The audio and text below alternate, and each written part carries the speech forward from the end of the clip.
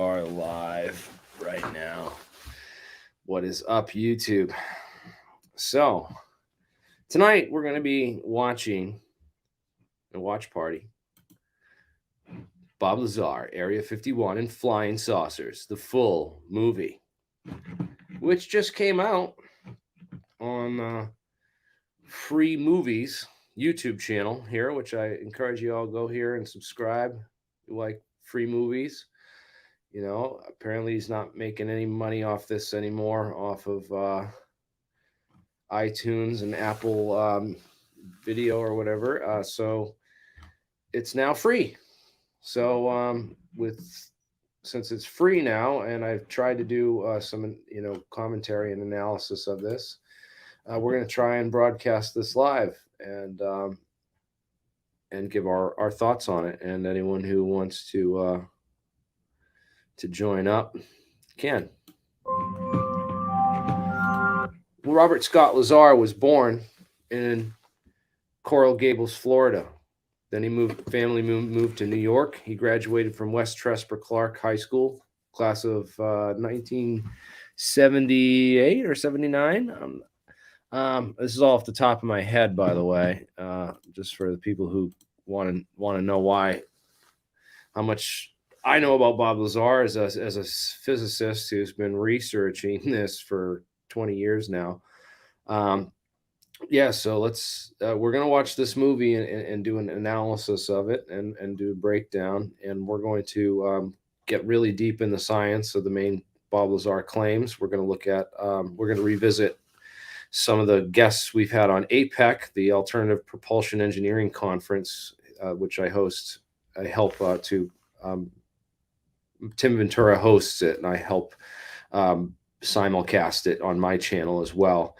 And I've also helped to try to bring a lot of these people together to start this, and also try to track down new scientists and guests to have on the conference to try to bring disclosure out of the woodwork wherever we can try to find it.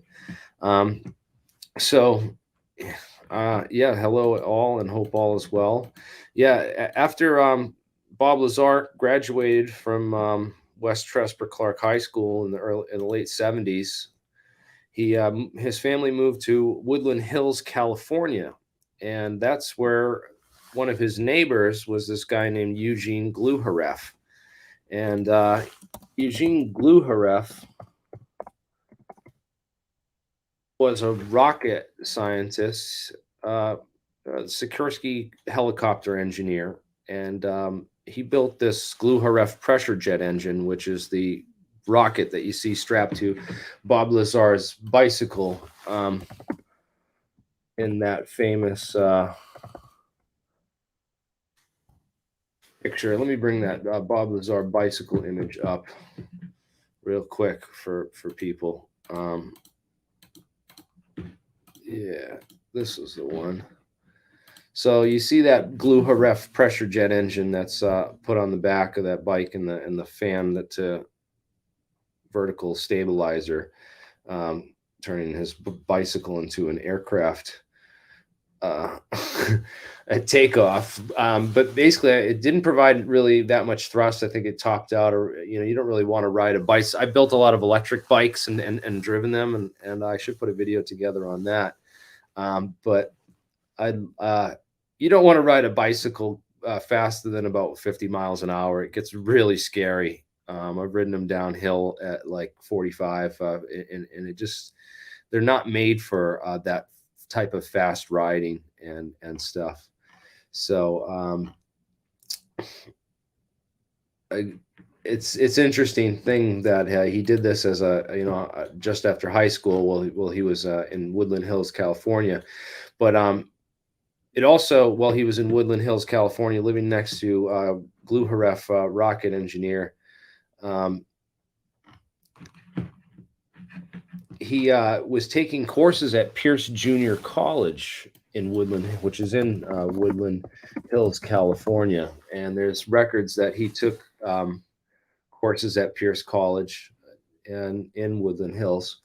And one of his electronics professors is the guy that he named when he was asked to name one of his professors from Caltech and one of his professors from MIT in an interview that he gave at a Q&A session in Rachel, Nevada, 1993. The questions were asked by a guy named Tom Mahood, and Tom Mahood is one of the top researchers alongside Stanton Friedman and Mark Farmer, the original researchers of the Bob Lazar case, who really blew a lot of this evidence open for me personally. But again, the scientific evidence is there's a number of interesting things that Bob talked about. Element 115. Yes, it was later discovered after Bob talked about it, but he wasn't the first to predict it.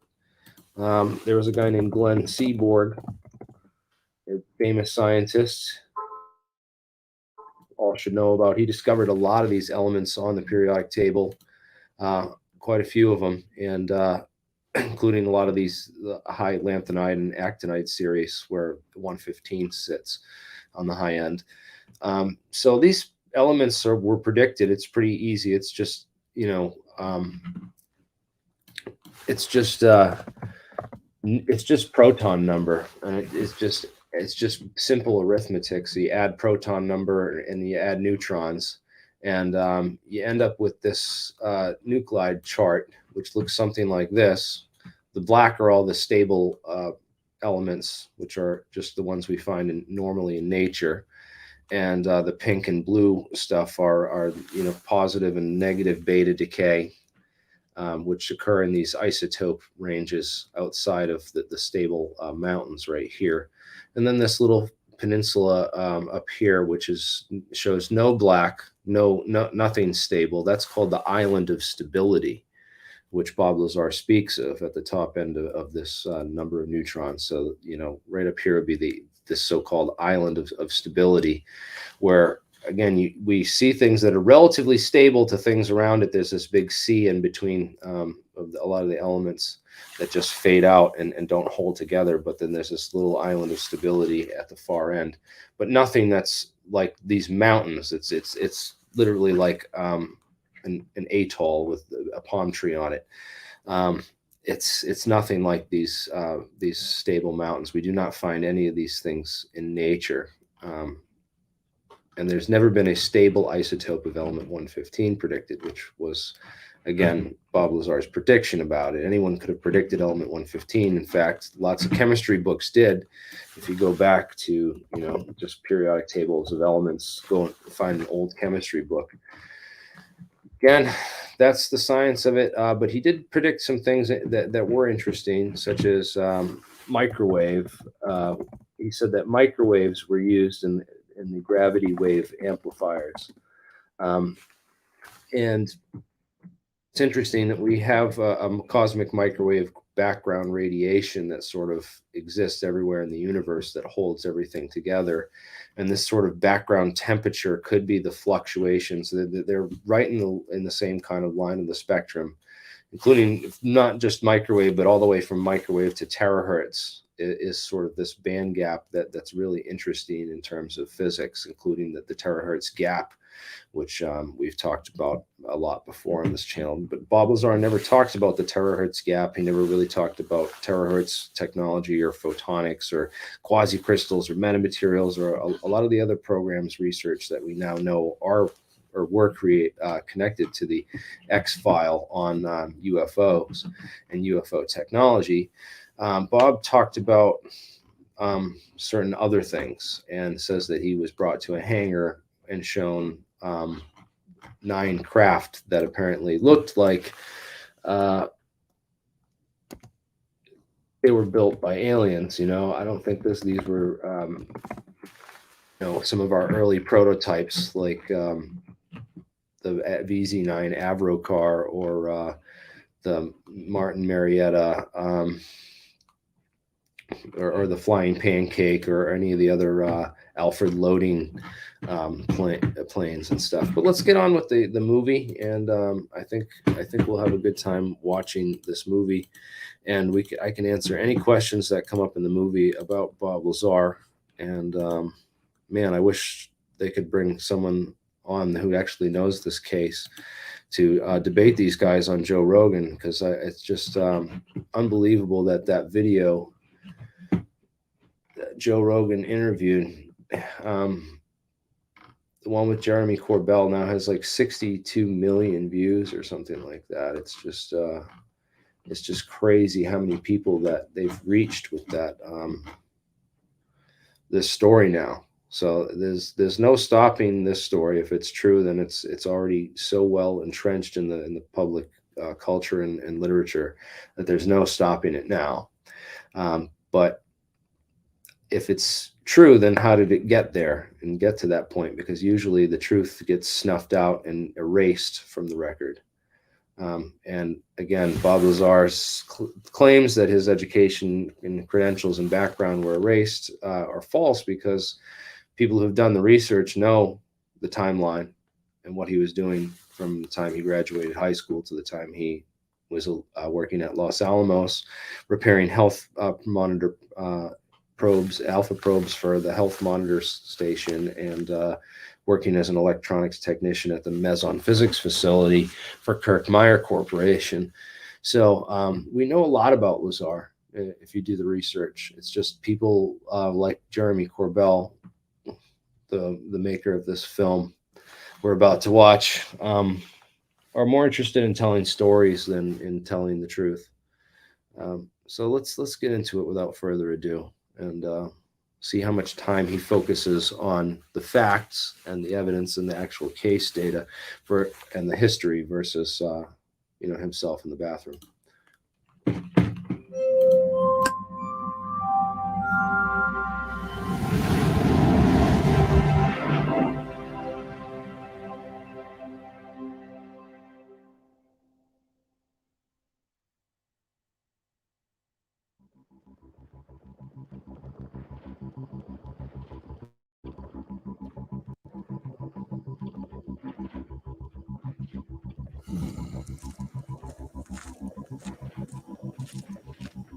I often wonder about the nature of reality, about our relationship to the creative force that forged the particles of our stars and intertwined them with the molecules of our bodies. Who are we? And where are we actually sitting within the architecture of our universe? Are we alone? Or is the answer simply stranger than we can think? My name is Jeremy Corbell. I seek to weaponize your curiosity. And if you're ready to suspend your own prejudice, welcome to the world of extraordinary beliefs.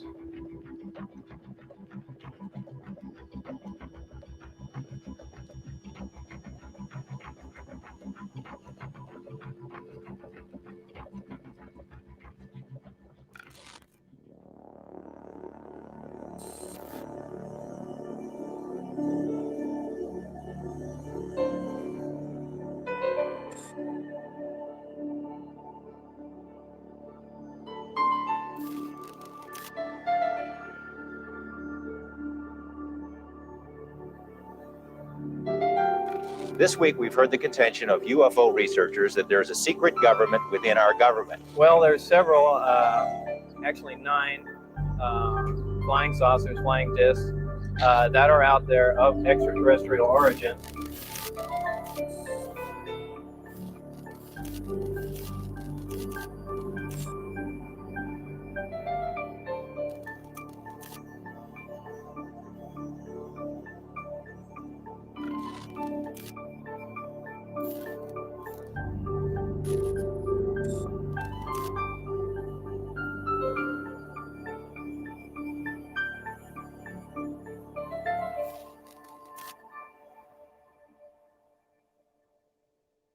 Not to burst your bubble, but the Earth is not the center of the universe. At least not anymore. You are not the star of your own movie. Humans are not the top of the food chain. And fate is a fantasy. But I can't prove any of this, even if I wanted to. There is an indefinable, mysterious power that pervades everything. I feel it, though I do not see it. It is this unseen power which makes itself felt. There is an indefinable, mysterious power that pervades everything. I feel it, though I do not see it. It is this unseen power which makes itself felt. There is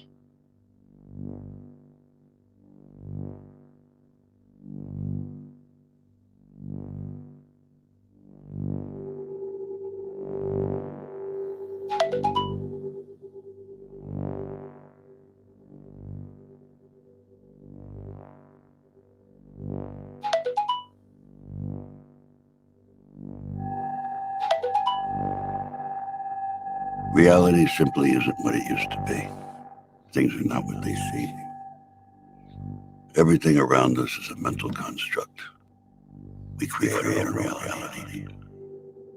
Breaking that down is hard to do. And once it's done, there ain't no coming back.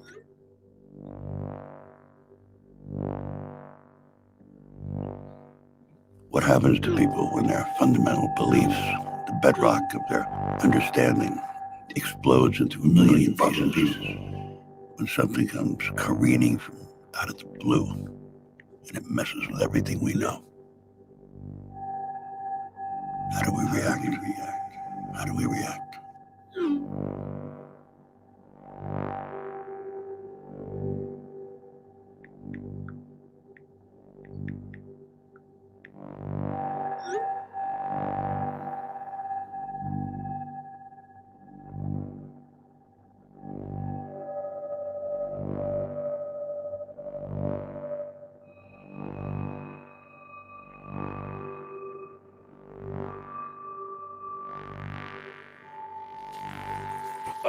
While we're hearing this crazy music and watching Jeremy wash his face,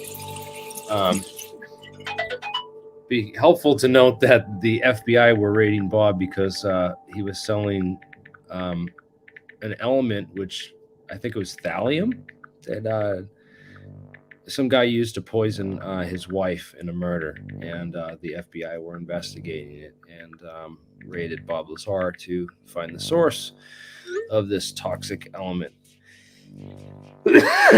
So that's the reality. He could have just explained that instead of over dramatizing this with editing. There is an indefinable, mysterious power that pervades everything. Beliefs are mercurial things. They direct our lives and choices, moment by moment. They're stowaways to the imagination emporium.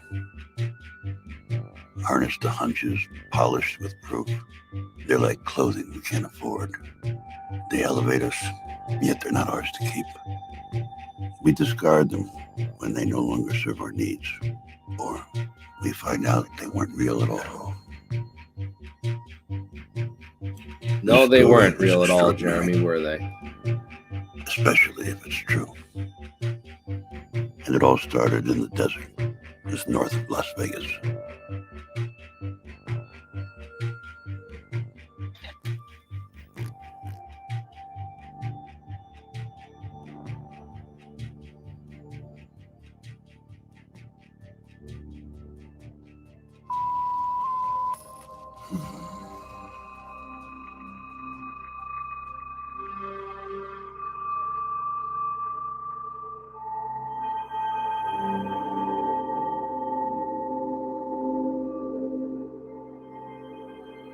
Area 51, one of the most secretive spots on the planet. It's located on the northeast edge of the Nevada test site and is said to be where numerous top-secret weapons systems have been tested over the years. According to some UFO researchers, it's also where the government is test flying alien spacecraft. It sounds pretty far out, but some Las Vegas residents report having seen these flying saucers. A local scientist who says he worked at Groom Lake and saw the saucers joins us in tonight's interview. He has asked that his identity be shielded. Never mind, that was a Sir, how do we know you are guy. who you say you are and that you actually have knowledge about what's going on at Groom Lake? Well, I guess there's no way you could really know. There's really no way I can prove it without revealing my identity and getting myself into more trouble than I have already. Exactly what's going on up there? Well, there's several, actually 9 flying saucers, flying discs that are out there of extraterrestrial origin. tests, and they're being test flown and basically just analyzed. You say there's 9 saucers. How are those tests going? As far as what? As far as whether they're successful and that sort of thing. Oh, well, some of them are 100% intact and operate perfectly. The other ones are being taken apart. I was involved mainly in propulsion and the power source. Where did we get these saucers? How did they come into the hands of the government? I haven't the slightest idea, and you have to understand the information is very compartmentalized, and I was only allowed information that pertained particularly to what I was involved in. But I mean, couldn't our government have made them as opposed to getting them from some alien beings? Totally impossible. The propulsion system is a gravity propulsion system. The power source is an antimatter reactor. This technology does not exist at all. In fact, one of the reasons that I'm going forward with this information, it's not only a crime against the American people, it's a crime against the scientific community, which I've been part of for some time, or actively trying to duplicate these systems, yet they are in existence now and basically in the hands of the government. What would happen to you if the government learned that you were giving us this information? Anything could happen. I don't know. It's I haven't the slightest idea. Well, you said you referred to getting into trouble. Have you had some repercussions already? Yeah, I've been threatened with being charged with espionage. I've had my life threatened by them, my wife's life threatened by them, and I mean, I don't know where else you can go from there. Well, we want to thank you for joining us. Pretty interesting stuff you've got to say. Thank you. Thank you, sir. Well, more news in just a moment. Now, first we go to Dan Rather in Beijing for a look ahead at the CBS Evening News. CBS Evening News from China. We'll have extensive coverage of Mikhail Gorbachev.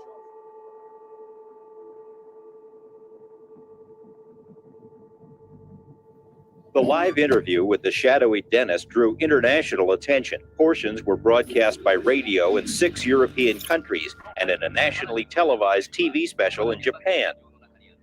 Despite numerous inquiries and feelers, Dennis has remained anonymous until now. His real name is Robert Lazar. He says he was hired to work at an area called S4, which is a few miles south of Groom Lake. At S4, he says, are flying saucers, antimatter reactors, and other working examples of technology that is seemingly beyond human capabilities. Ward Knapp, Eyewitness News 8. Good evening, everyone. You're in the right place at the right time, blasting out of the Mojave Desert like a Scirocco, blazing across the land, into your town, into your home, slamming into your radio like a supercharged nanoparticle of unobtainium.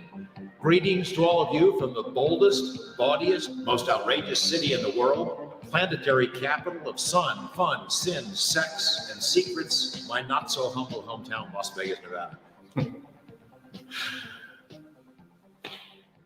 You know, there are a lot of people, myself included, who would like to Did he focus say on unobtainium? big picture stuff.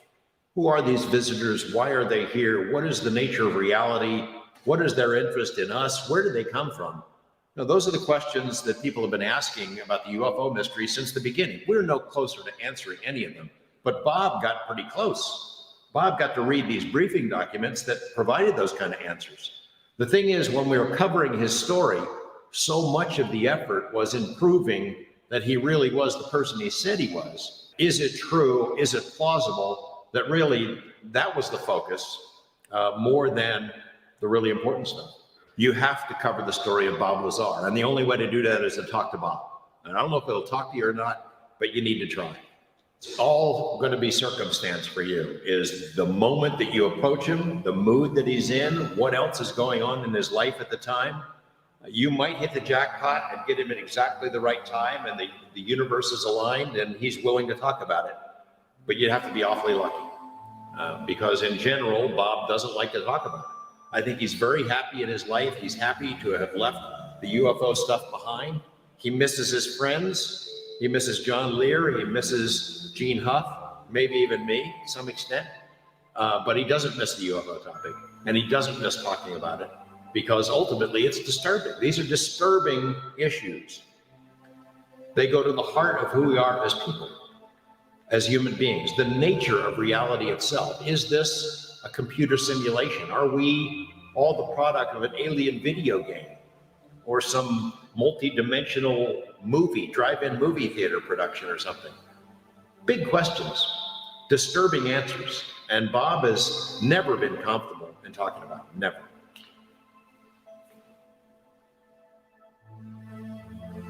He reacted by going into a cocoon in a lot of ways. He didn't like it. He doesn't like the attention, and it totally screwed up his life. It's not surprising that even years later, he still is uncomfortable in discussing these things. It's a very disturbing view of reality.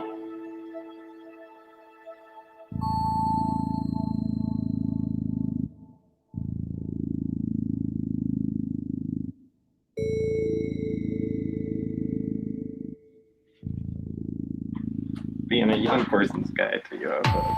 So wow, this looks old, man.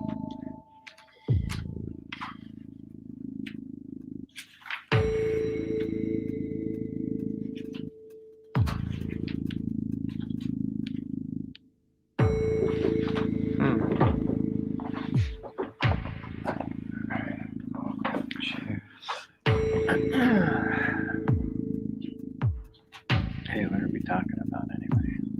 We'll go through.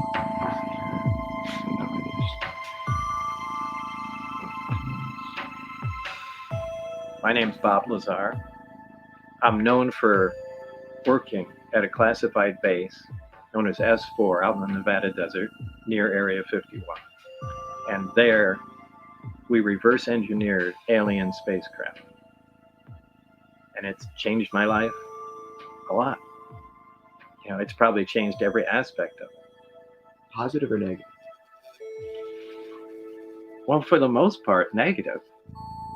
I mean, it's really difficult to find positive aspects of that. I mean, I'm sure there are some here and there, but most of them were negative. Would you take it all back and just be Bob the jet car guy and never have done this if you can, or are you glad you had the experience? Yeah, that's hard to say. I don't know. I think I'd lean towards not, at this point in my life, I probably lean towards not saying anything. You know, what would be your message to a young person now about looking at your story and thinking about the world? What would you say to them? Just pay attention. Just pay attention. I can't really say much else. The world's a lot different now. The way information is disseminated and the way things are passed around, it's distorted even faster and more now than it used to be. Yes, pay attention. They've got a rough road ahead trying to cut through this bullshit. What do you want them to know? That in the late 1980s, the U.S. government had recovered alien spacecraft, several of them, and the technology in the Nevada desert that they were keeping quiet and analyzing. That's a fact. They don't need my story, but that's all my story was that I was just one of the people working on these craft.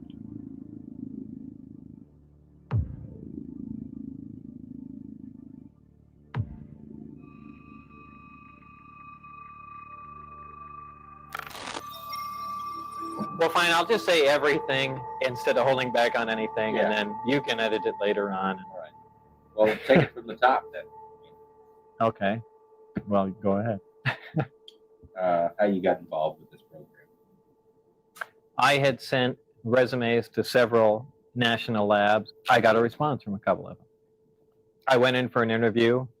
They had a job in mind, and then they continued questioning me mainly on my interests outside of work. They seemed to be really concerned about that. About things like jet cars? Right. What do you do in your spare time? You say you work on little projects. I said, yeah, I have a particle accelerator in my master bedroom and things of that sort. And some time went by and they called me back in. They said there was a senior staff physicist that was leaving this organization, and they basically interviewed me for that job. I was given a lot of briefings to read on, I believe there were 121 different briefings, and they just sat me in a room and they had while they were going and updating my clearance to a level that they call majestic. You start reading these reports, you see some of them deal with flying saucers. What's your reaction? Well, I was completely shocked. I couldn't I couldn't believe it, but I was fascinated. I was so excited. It's a science dream, really. Eventually, I was shown them. One close-up, one operating. They had one of the reactors out of the crafts, which was an antimatter reactor. I was given a demonstration on how it worked, things that it did, and the physics of it. The thing they were most interested in is duplicating the reactors without using this element 115, which is, of course, impossible. They were trying to, and there have been projects before that, just trying to use a normal nuclear generator fueled with plutonium, and it was really a futile attempt. Some people are sources of gravity. Their certainty and wholeness commands our attention.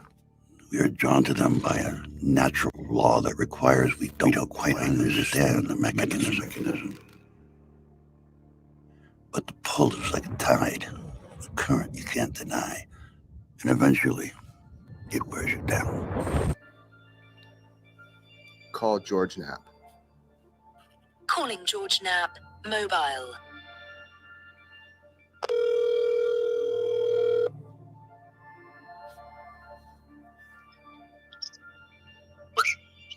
Hey, George. Hey, man. What's up, man? How you doing? All right. What's going on? This is now 30 years since you initially broke the story of Bob Lazar. So, I mean, the amount of information is overwhelming, and I just want to go over with you some of the details of the case. Sure. We're talking about UFOs, alien craft, back engineering, and there's Lazar saying he did all that, and from what I understand, it's spread everywhere. Yeah, you know, we had the first interview in May of 1989 with him as Dennis, who's not his real identity, not known, not revealed to the audience. And even that, before we know who Bob Lazar was, that sparked a great deal of interest among the public. I spent the 8 months between May and November trying to verify Bob's background to see if we could solidify the case, to see if we could find out if he was telling the truth. And then the plan was to unleash it in November, which is what we did. It was the highest rated news series we've ever done. It was the highest rated news special that ever aired in Las Vegas. And then it really exploded. It went all over the world. Bootleg copies of the tapes were being sold and shown in movie theaters. You had media interest from all over the world. And I think a lot of it was skeptical at the beginning, which of course it would be. But in the end, every major news organization in the world beat a path to Area 51's door. And tens of thousands of people started showing up out there to see whatever it was that was flying around in the desert. They're still coming all these years later. And I know a lot of my media colleagues have had problems with that story, but they've all covered it, all of them. It put Area 51 on the map. It's now known all over the world. Even though Lazar worked at S4, Area 51 is the term that the public knows. So it was huge. It was huge then, it's huge now. The mountains appear to float on dry lake beds, like spaceships from another world. They seem to ride on a viscous material channeled through empty space by heat that rises and separates. It vitrifies everything it contacts, like a green glass honey. A goddamn psychedelic liquid drowning the emptiness with imagination. This desert is pocked and punctuated by 1,000 gaping holes created in 1,000 atomic blasts that define an era. What are they building in the desert north of Las Vegas? What are they hiding? What are they hiding? Fuck are they hiding?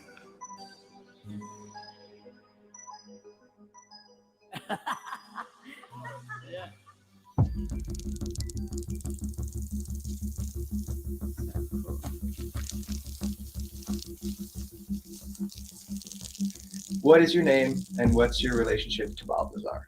My name is Mario Santa Cruz, and I met Bob actually in my neighborhood. He lived like one block over. My attraction to Bob was his jet dragster. So I saw this jet dragster sitting out in front of his house in our neighborhood, which was extremely, just the jet dragster alone was rare. but in my neighborhood to see something like that was They unbelievable. missed the People stuff were about Desert Blast. harassing Bob, threatening him, and you were with him in one of those experiences, at least one. A couple of times actually. I actually had a weapon with me, you know, when we rode together, because he had been shot at, you know. What was the weapon? Was it the Uzi? Yes. Yeah. so when I don't know why I'm being so careful. I'm used to being that way when it comes to talking about Bob, being careful what I say. You know what I mean? So it's kind of a force of habit to kind of just walk on eggshells a little bit. He just wanted to stay alive. That's why he exposed himself.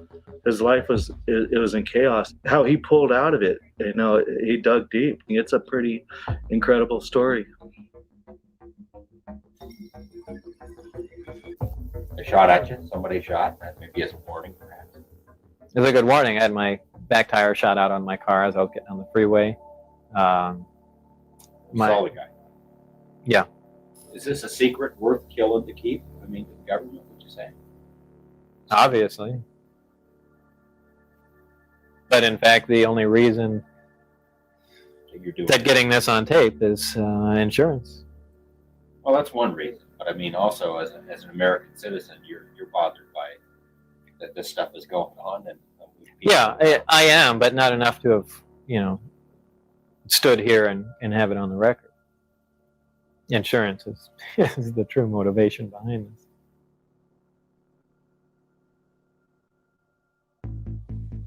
this. 4 months old in our little apartment in Florida. And that's me holding him. Very proud mom holding him. We had a beautiful little place in Florida. Look at that. One Sunday morning, must have been about 6 o'clock in the morning, everyone is sleeping, with this huge bang. Bob had put a jet engine in the bike. At 6 in the morning, he decided to take it out for a trip. What did you guys think when he said, "Mom, Dad, I'm building"? Scared out of my mind. I didn't know what he was going to do next. Was he going to blow up the house, blow up the world? I don't know. I don't know. It's out there, you know? He's out there. Yeah, Bob's neighbor in Woodland Hills was a guy named Gene If he Gluerith. proves his story, let's say, maybe it would cause problems. Maybe it would blow shit up. It more than likely it would. So he's best off keeping things on the low, down low, really. But at the same time, he has said there is a way he could prove his story. And I want him to be happy. If vindication is what he wants, fine. But that's up to him. You believe him or not? It's a fearful thing to think that there's something out there that we don't know anything about. Are they dangerous? Can they hurt us? Will they attack us? You don't want to know, so you don't believe it. You'd rather not believe. There might be other things out there, other things in the universe. There has to be. We can't be all by ourselves. We can't be.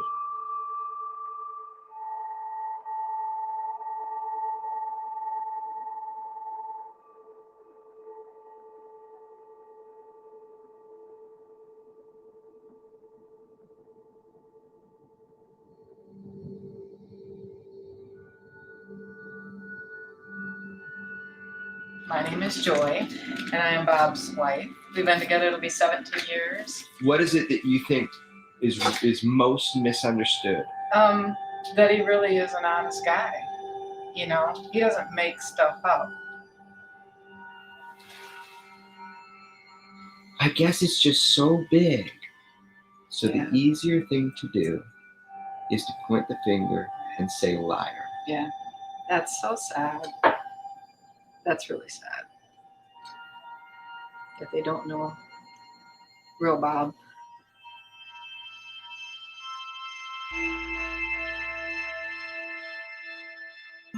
There's particular moments that define each one of us. We may not know it at the time, but we learn it later. Every action creates a cascade of reactions. Life is a web of events. Actions overlaid by consequence. And woven across the fabric of time, Future determined by past. Past defined by present. Present experience throughout the lens of personal history. But for some, it's obvious. You can put your finger on it. That definable, indelible moment when everything changed. I love my job. There's a lot of craftsmanship in the stuff that I do. I really like working with my hands. It's a really unique job. I don't think there's any other job where you get to do this kind of stuff every day. We'll either get a really interesting order coming in, or Bob will get bored and try to come up with a new product, and that's when it gets really fun. So there's another one that he wants to do, like recreate a grand atomic chemistry set, something of that sort. And I think that would be really cool if he ever decides to really hone in on that. This is the Atomic Energy Lab kit. It's something from the 1950s, a toy, like a chemistry set you get for your kid. It was made by Gilbert. Chemistry is today a fascinating adventure for youth of all ages. Gilbert has made this exciting science available in safe and easy-to-understand form, made as completely safe as human ingenuity can devise.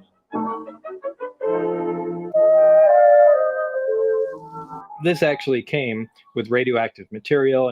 You could really conduct atomic energy experiments in it. It was fascinating.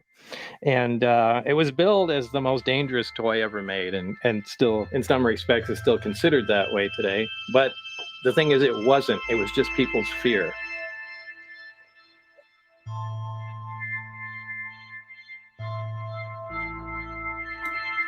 Yeah, people should be afraid of thallium poisoning, and it's very real. Along with, a lot of other poisons they could probably purchase or acquire from your labs. You sell them in the amounts that are smaller than a lot of them. You'll dilute and break up, and then sell in the smaller So here I am, amounts, right? Watching you do your work. When people don't know you, people can it's buy so like 10 easy samples and for then them put them together, to and now just you have make enough shit to up kill about someone. you and to dehumanize you. How simple that is to do. The fact that somebody would say you're not a scientist. I mean, all I've ever done is science-related stuff my entire life. So, I don't know. I guess the point is, do I really care what people I don't know think? And probably to some extent I do, but I don't dwell on it.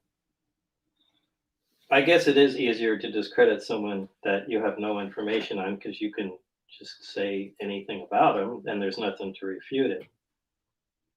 I mean, I feel privileged I got to work in it. So in some respects, I shouldn't be allowed to complain. I've given the example of transporting a small modern day portable nuclear reactor back into Victorian times and giving it to the scientists there. Well, back in that time, they didn't even know about radiation. So they'd see a machine making power, kind of like what we're doing, and marvel at it. Wow, it's producing a lot of power. There's no smokestack, there's no coal, there's no fuel. How is this thing working? And they start taking it apart. Well, they'll all die as soon as they get close to the core. People that come in to check on them will all die. And no one knows, nothing touched them. So they're going to think it's haunted or there's some evil forces or something in there. But I mean, who says that can't happen to us? The first time Barry showed me the reactor in operation, here it is on the bench. And he said, try and touch the sphere on top. And you couldn't, your hand was pushed away. Just like, two light poles of a magnet. It's an exact same feeling, but there was no metal involved. And that's shocking. That's really shocking, because nothing does that. That's an operating, powerful force field. So just seeing something like that immediately starts that whole chain reaction in your mind going, wow, wait, if you can do this, there can be force fields in tanks. There can be things that lift off the ground. We don't need jet and rocket. All right. So one of the things that's interesting, I'm just going to pause it right here. The movie Fat Man and Little Boy came out that same year. And in that, there was this incident called the Slotin incident, which people can look up. We're going to play a clip on it in a little bit here. You know what? I might. We'll wait till after to go over all this stuff. But I want to talk about the. He says that two scientists were killed when they cut into the reactor. and that he was hired to replace those 2 scientists that were killed. So that was a key thing that he said. According to the dates, this would have been like 1988, 1989. So we went and looked through all the OSHA records to try to find evidence of reported deaths, because by law, within 48 hours, you have to report all workplace fatalities to OSHA. And there's nothing in the records that would match these 2 scientists that would have been killed. So, you look up the names of all the people that were killed on work-related accidents in all the government facilities. Even if they tried to cover this up, they'd still have to have the person's name, and there'd be records of that somewhere, of these other 2 scientists that worked on this. Supposedly, we found the records on Bob Lazar about, he went to Pierce Junior College in Woodland Hills, California, lived next to Eugene Gluhareff, who made those Gluhareff pressure jet engines, which he put on his bicycle. And we know all that about him now. It's just, we need to find out, more details of the story, and all these things just are loose ends that we can't track down any proof of, and there's counter evidence against the claims, which we'll get into even more at the end of this. Let's just keep going. This is another hour of this.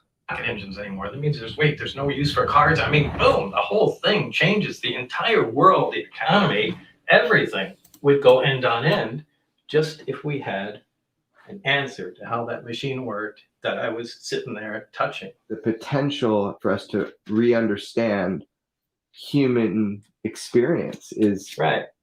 There's life somewhere else. It's a big deal. It's an important part of human history that we found that out. It was awesome, but fearsome at the same time.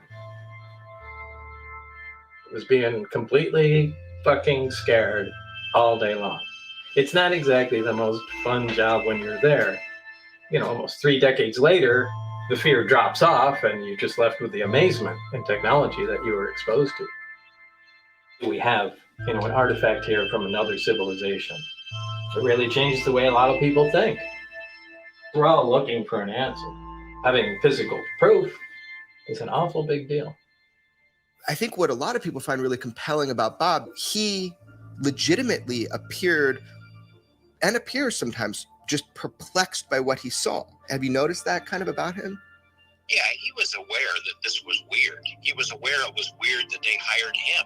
I mean, he's a smart guy and he thinks outside the box. So in a lot of ways, he might have been just exactly what they needed for a program that seemed to be stalled. But he knew that he wasn't their kind of a guy, that they could have had their pick of any scientists in the world, presumably, to work on this. So it was strange. And it was strange that they started showing him these briefing books with this incredibly sensitive information right off the bat. As soon as he gets there, they start showing him this stuff with alien Yeah, it bodies, sounds like Richard Doty was running a psyop. see their organs and the history of human-alien interaction and all kinds of things that the UFO community had suspected, but no one could prove. And he just thought it was weird that anyone would show him this stuff. He wondered what the heck was going on. I think he was thrilled. Part of him was really thrilled to be there and thrilled to see it, even if it turned out to be some kind of a ruse. But he knew that something was not quite right about the whole thing, or suspected that anyway. You were telling people since 1989 that there was some sort of hand scanner. There was like a bone scanner, and you tried to describe it. You said you think it took measurements of the bone. There are these pegs. You put your hand on it. It's a small plate with some pins on it that you could put between your fingers. There's a bright light above it. The interesting thing is when you walk into the facility, or even to leave, they have a hand reader. I was told that it has to do something where it measures the bright light measures the bones in your finger. They're unique to each person. And it sounds like something out of a TV show, but it's exactly the way it is. Man, I looked for that kind of thing all over the internet, never found anything. And then all of a sudden this article comes out and it says that at the Nellis range they were talking about the stealth program, there was indeed this hand scanner that was used in these secret programs, and they just admitted or announced it publicly. And there were some photos, and I just was interested. And so I never thought I'd see one of these again. But I tried to explain this to people so many times, and they either didn't believe me or say, yeah, I'm sure there is. And there it is. There it is. It's like a biometric thing for the hands, yeah? The beginnings of, yeah, I mean, it wasn't all that advanced back then, but yeah, that's it. I can't believe you found the picture of this. I really can't. This was the scanner used to get in to S4. And I tried to explain this to people so many times, that there was pins in, you stuck your hand, a light above, and it supposedly measured the length of the bones in your hand that, you know, is unique in each individual.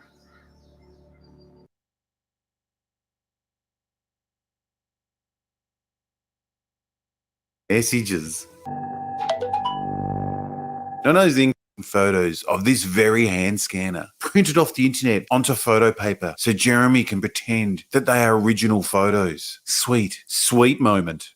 I can't believe you found the picture of this. But I tried to explain this to people so many times, and they either didn't believe me or say, yeah, I'm sure there is. Now, I'd hate to shine a light on Jeremy's investigative skills, but between Bob and the investigative filmmaker, someone might have noticed that this very scanner was used in one of the biggest sci-fi films of all time. Close Encounters of the Third Kind. And it's not in the background. A nice big shot of them using the scanner. 4 rapid pulses. After a 5-second interval, 40 pulses. Another 5-second break and 30 pulses. 60 seconds of silence and then an entirely new set of numbers. 40 breaks. It's exactly how it was. This film came out in 1977, 12 years before Bob's claims, when he was 18. It was up for 8 Academy Awards, 42 friggin' years ago. To Close Encounters of the Third Kind.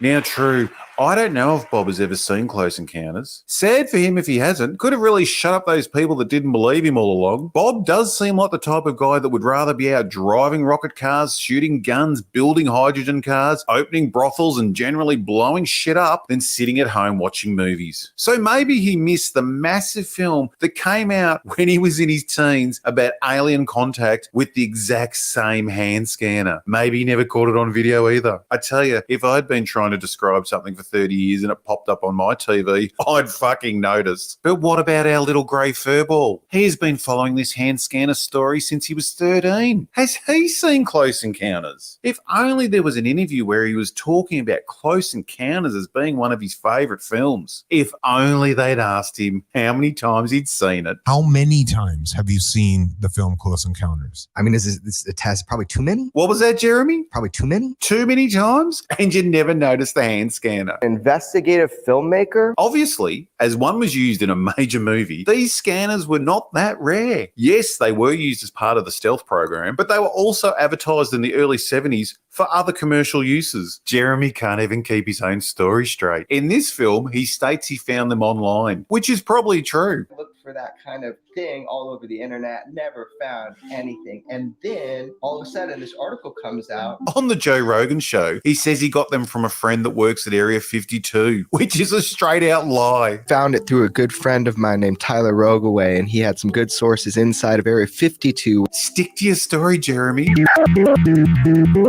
The FBI raided during the film. There was an FBI raid during the film. He did get raided by the FBI. That's in my film. During filming on the 19th of July, Bob Lazar's business, United Nuclear, was raided by the FBI, along with several other departments. Oh my God.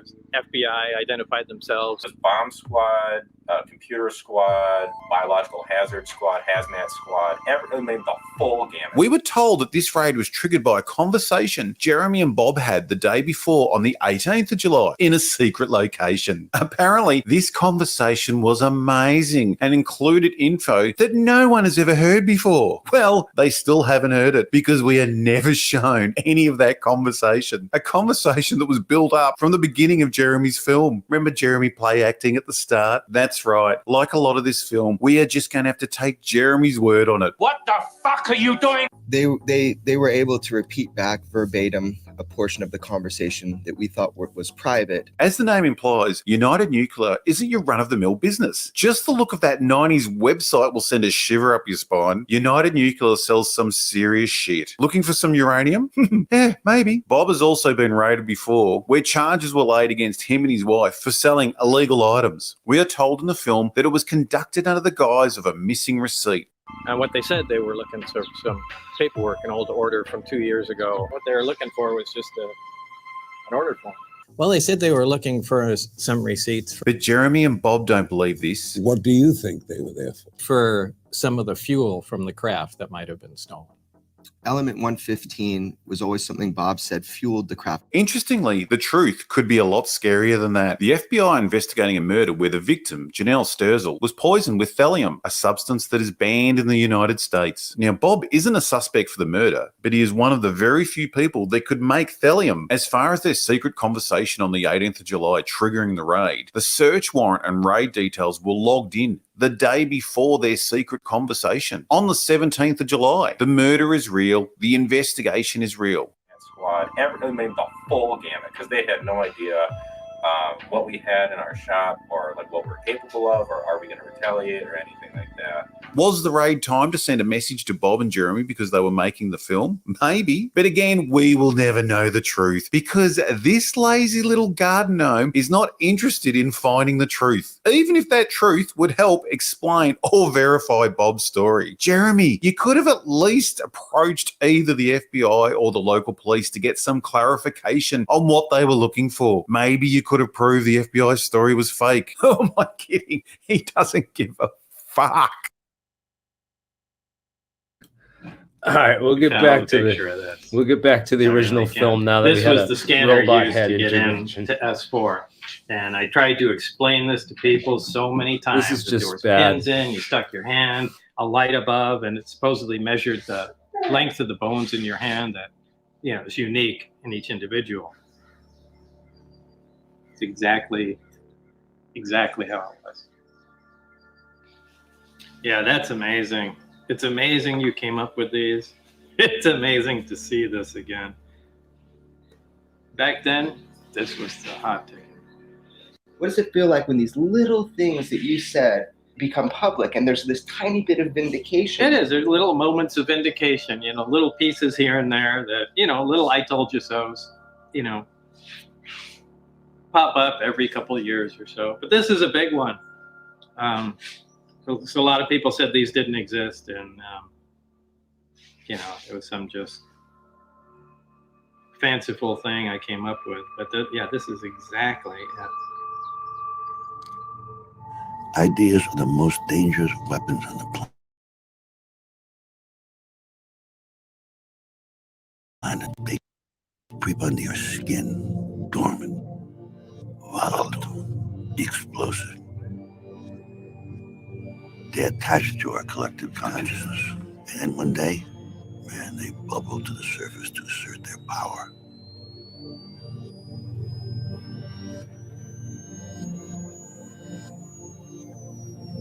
And when detonated, life is never the same again. And we immediately know we're always wrong. We're always fucking wrong.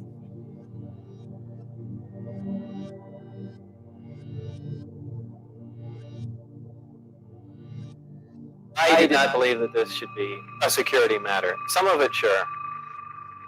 But just the concept that there's definite proof. We even have articles from another world, another system. You just can't not tell everyone. Checking out Lazar's credentials proved to be a difficult task. He says he earned degrees in physics and electronics, but the schools we contacted say they've never heard of him. He also said he worked as a physicist at Los Alamos National Lab, where he experimented with one of the world's largest particle beam accelerators, a half-mile-long behemoth capable of generating 700 million volts. Los Alamos officials told us they had no records of a Robert Lazar ever working there. They were either mistaken or were lying. A 1982 phone book from the lab lists Lazar right there among the other scientists and technicians. A 1982 clipping from the Los Alamos newspaper profiled Lazar and his interest in jet cars. It, too, mentioned his employment at the lab as a physicist. We called Los Alamos again. An exasperated official told us he still had no records on Lazar. EG&G, which is where Lazar says he was interviewed for the job at S4, also has no records. It's as if someone has made him disappear. One thing that people say about your story and your experience is that you were a puppet, a marionette, that you had no control over what was going on at that time, that you were taken advantage, you were compromised, and you're being used as a source of disinformation. And what evidence to support that? Right. And what's the evidence to support those claims? Is that just something to say? No, I'm just saying that's the kind of thing. If you make a statement, you have to have some evidence to say where the statement came from. You're basing it on emotion, right? And fear. And you're afraid that I'm right. Tell me what you've heard that makes this impossible. I'm trying to tell you exactly the way things were. All right, so I'm going to tell you what I've heard that makes this impossible, and I'm going to tell you the source that I got it from as well. His name is T.D. Barnes, and you can go to my channel and type T.D. Barnes and find the interview I have done with him. And let me find it. I think it's right here. Yeah. Here's the evidence. I'm not just going to talk. I'm not getting emotional. And hide it back up. But we played games to Russians just like that too. You know. Do you think that? So I interviewed the former head of security out at Area 51, and well, he was actually former special projects manager. So he was a manager on all these projects. He was the guy that would have been Bob Lazar's boss at the time out there, and he would have at least known Barry, Bob Lazar's boss there, Barry. He would have at least known Barry. So I asked him in this interview about Barry and about Bob Lazar. So you go to this video and go show transcript. You can do a Control F for Lazar. And I asked him about Papoose Lake. I asked him about all these questions in detail. So I would suggest going through and I also asked him, how they would cover up the truth about Bob Lazar and if he ever worked out there. So I'm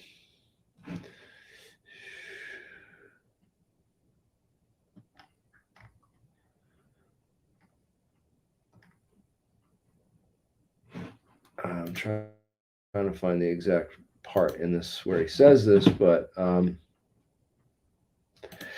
yeah, you go check out this interview that I did, because according to them, he doesn't remember you, and neither does this guy Fred Dunham, who was interviewed, another security guard. He was the Fred Dunham Area 51 security guard, and he was interviewed and says he doesn't remember Bob either. So a lot of people who confirm that they did work out there say that they don't remember Bob.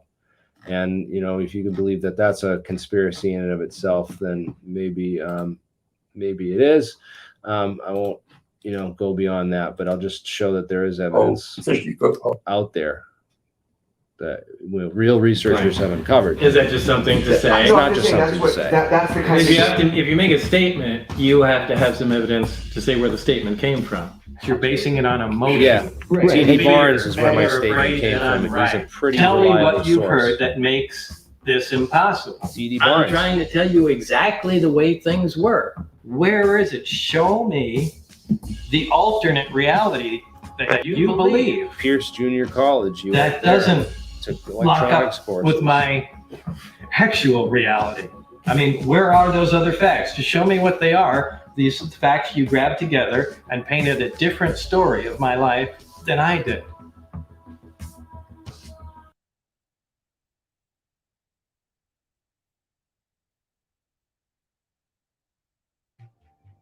contacted say they've never heard of him.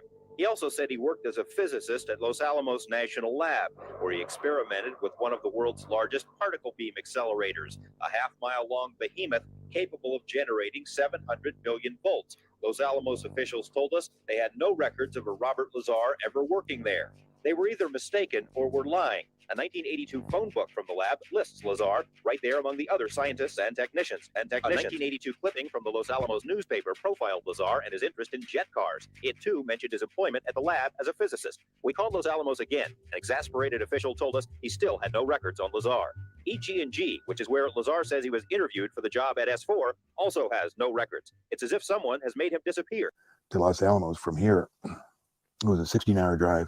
And Bob had a friend there, and it used to take us like 24 hours to rebuild all these alpha probes. There was like 300 of them.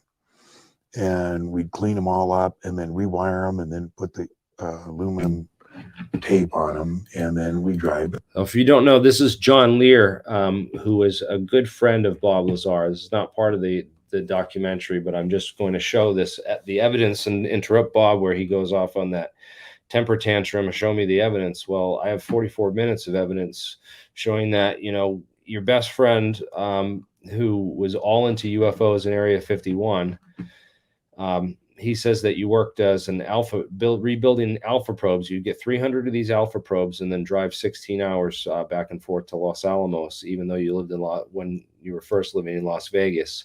You were still doing work out at Los Alamos, but all it was these alpha probes. So this is what he says. What's an alpha probe? And technicians. What's an They alpha scan probe? for radiation of the people that go in and work in Los Alamos. That's not something a physicist Bob would had the contract. need 300 of. So we did that about every 6 weeks.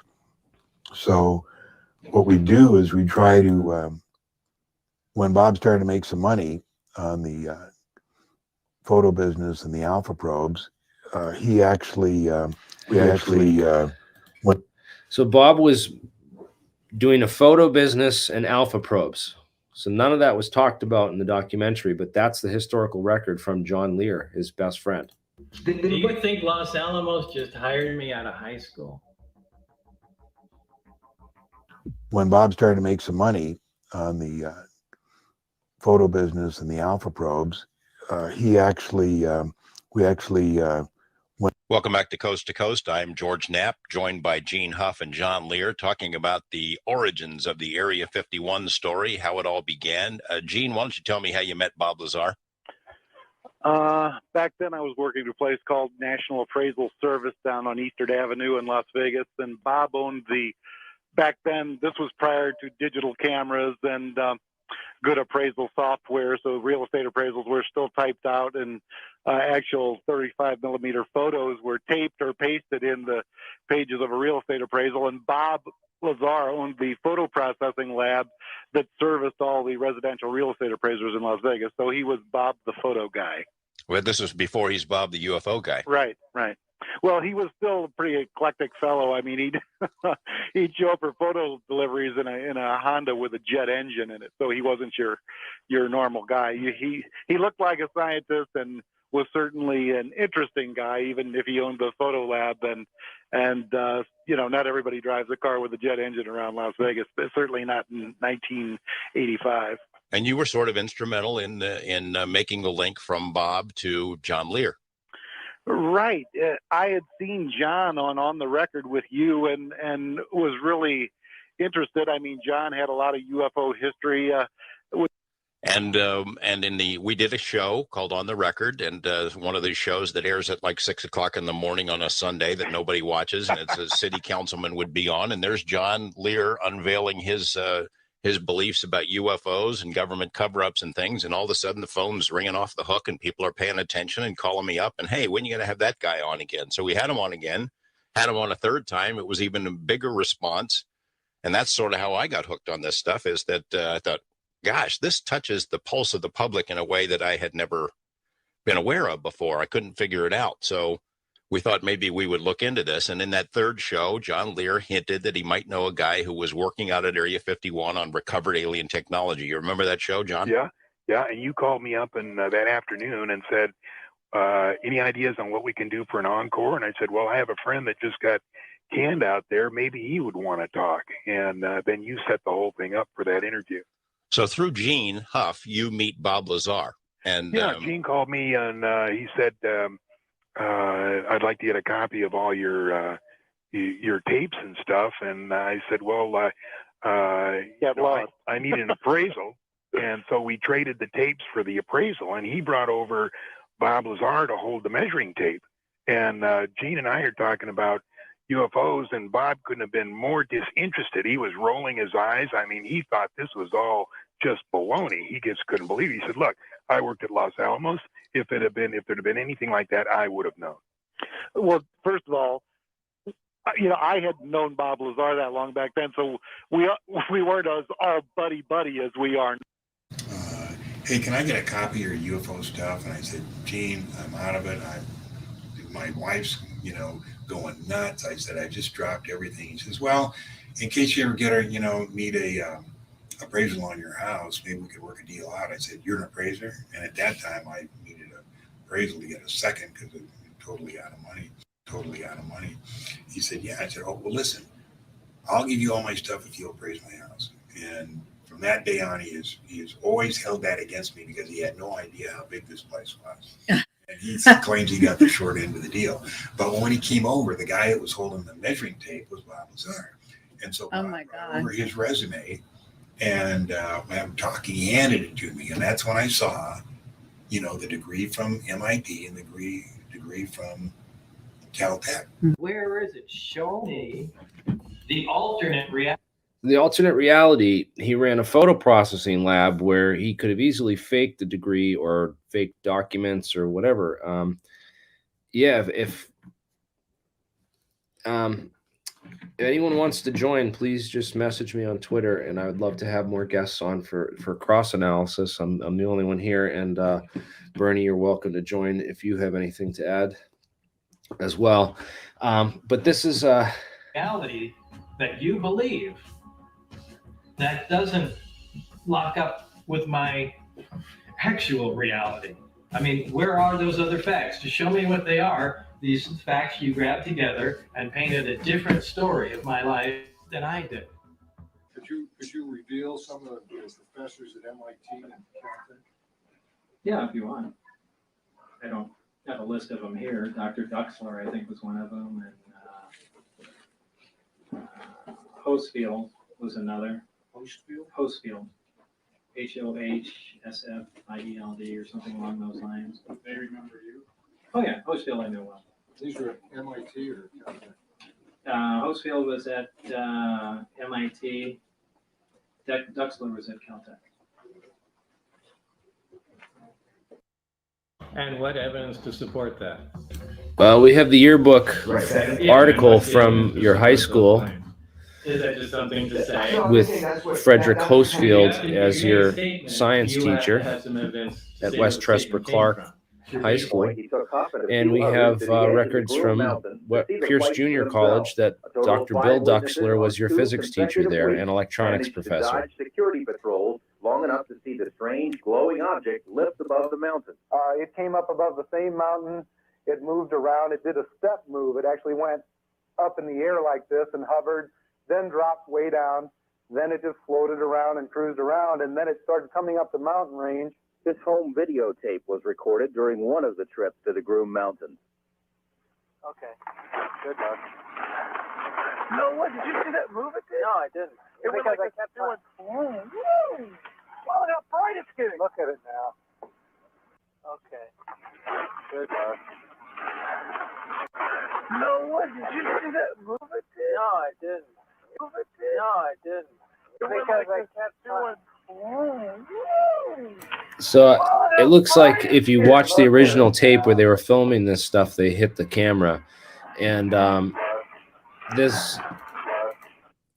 it looks to me like they were filming incoming Janet flights, and that they just, I don't know, because they knew about the Janet flights when they would take the flights on Wednesday night in and out of Area 51 is when Janet Airlines would fly in and out of there. And that was something that Bob Lazar knew because John Lear knew that. And John Lear is the one that took them out there. So there's some interesting coincidences there. People have used that as like, well, how did he, if he didn't work out there, how did he know about the Wednesday night flights? And well, were they actually filming UFOs out there? The witnesses, the only witness we have left to that is Gene Huff. And I think Bob Lazar's ex-wife was out there, but according to a friend of ours who went out there and interviewed some of those people, it's just there's just things that we find out. We just don't even want to go there in the story. But yeah, I'll continue with the science, and we're going to get into the science in just a second. Let's get back to the original documentary and the watch party, though. The alternate reality that you believe that doesn't lock up with my actual reality.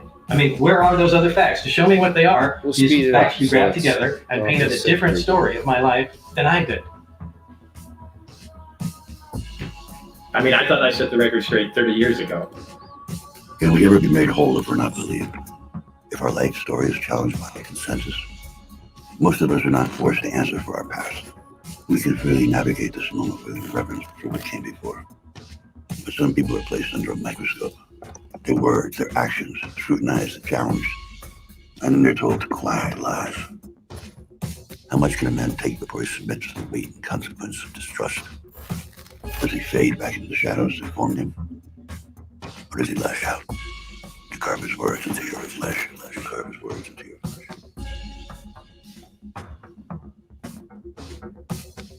I don't know, what else can I say? What else can I say? How can I prove anything else? At the worst case scenario, you lied for a girl or you lied to get a job. What does that mean about your story?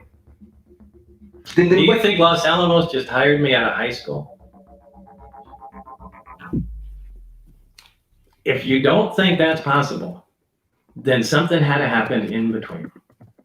I don't understand how everybody gets so caught up in the minutia, because you can debate that stuff forever. We can go back before MIT and you can start fighting whether or not and where I lived in high school. That is not going to translate into answering the questions and the things that I brought into the public eye. That's the important stuff. It almost seems like this is an intentional distraction. You need to pay attention to the bigger picture. If you really want to research all the other stuff, fine, go ahead and do it. But you really need to pay attention to what I'm saying, because I have better things to do than come up with this. I'm not interested in doing this. I don't like being in the public eye. I don't got money for doing this. And quite frankly, I could make up a better lie, but I have no motivation to lie. This hasn't helped me out. What does that mean for Lazar's story that we can't prove his schooling? In fact, it was a problem. I mean, I wondered, can we go forward if we can't verify what was going on in his background? The central point for me was, if he worked at Los Alamos, that suggests he had to have an education somewhere. I think he said it to me a couple of times. What do you think? They hired me right out of high school? I looked at people who knew him back then. Jim Taliani, for one, who said that, yeah, Bob went to Caltech back then. I dropped him off. I interviewed another person who also knew Bob then and said that he would drop him off at Caltech, would pick him up from the library, that if he wasn't going to school there, he sure was making a good show of it back then. Would it prove his story about working on flying saucers if he could show he had degrees from Caltech and MIT? No, of course not. It would not prove that he worked on flying saucers. It would just prove that he went to school. The people who despise him and who doubt the story the most, the debunkers, would find something else to bitch about. Bob got into some trouble after he became a worldwide UFO celebrity. He did a typical Bob sort of a thing and got mixed up with some hookers. He was helping them set up a little mini brothel in a neighborhood. And when he told me about it, I thought, oh my gosh, my professional life is flashing before my eyes here. The most high-profile witness in the biggest story I've ever done is now telling me he's involved in this criminal enterprise. He kind of thought it was funny.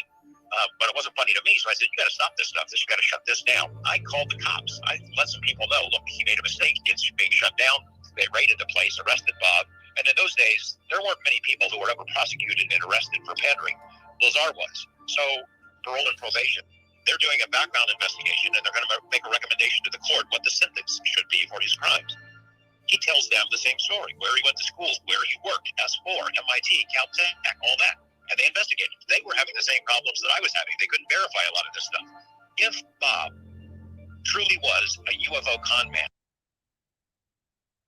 Oh my God, George Knapp, dude. How can he say this, dude? Because you read the records from his court documents, which you can get online. I'd be happy to provide them. But if you look at the court records, he says that his degree is not from MIT. He claims that his bachelor's degree in physics is from a college called Pacifica University. And this is key because George Knapp lied right there, man. It's just on that document, he claims he got his bachelor's degree not from MIT, not from the same colleges. He claims that he got his bachelor's degree from Pacifica University, which is a mail order college. It's not even a real college. It was shut down for being a degree mill where people could just mail order degrees and claim they were from this university. It was a scam and big red flag. And that was the time to come clean because parole and probation was ticked off. They thought he was misleading them. And as a result of that, they did recommend that he do hard time, go to prison. He knew it. That was the time for him to come clean because it was a much better chance that he would not be sent to prison.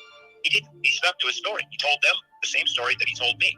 That went a long way for me in showing that he had been telling the truth because it was definitely in his own self-interest to fess up at that point, and that's not what he did. He stuck to his guns. Here's the thing. Okay, I can see Bob Lazar pranks the UFO world and the UFO community. I can see him doing something like that. But does he lie to his mom and dad? Does he lie to his wife? Does he lie to all of his close friends and tell them the same story and try to get away with it? You look back on the people who knew him while this was going on, who knew him before he was hired to work out at S4, who knew him during the time he was going back and forth out there, and who stuck by him after this whirlwind of international publicity kind of rained down on his head. Everyone who knew him, everyone who was close to him, supports his story and says he's telling the truth. You saw something up there that you think might have been. I really hate to say stuff that I can't put my hands on and say this is absolutely for sure. What did you say? I walked down the hallway at one time I was working out there, and there were doors. The doors that go to the hangars, the smaller doors from the corridors, have a 9-inch or 12-inch square window with little wires running through it, just about head level. And as I was walking by, I just glanced in and I noticed, at a quick glance, there were two guys in white lab coats facing me towards the door, and they were looking down and talking to something small with long arms. Now I was just surprised as I walked by and I only caught a glance, but I don't know what on earth that was. People say you saw an alien. Did you see an alien at S4, Bob? I don't think I saw an alien at S4. We're splitting hairs here. This had to do with a glance through a window that I wasn't supposed to be looking at anyway. And I'm still convinced. I looked in the window and I think these guys had a doll in a small chair, which was, similar to what was in the craft. And I think they were just looking at dimensions and they put something in there. And I just took a glance and it was just, something tiny sitting in the chair. I don't think there was an alien there posing for them. I think they just had a small character or something, doing measurements or something. Again, we're talking about, like a 400 millisecond glance. So now how much can you see out of that? I never saw any aliens walking around there. I never heard anybody saying anything about living aliens. So I don't think that was it. But they did have a nickname for the aliens. The kids. The kids.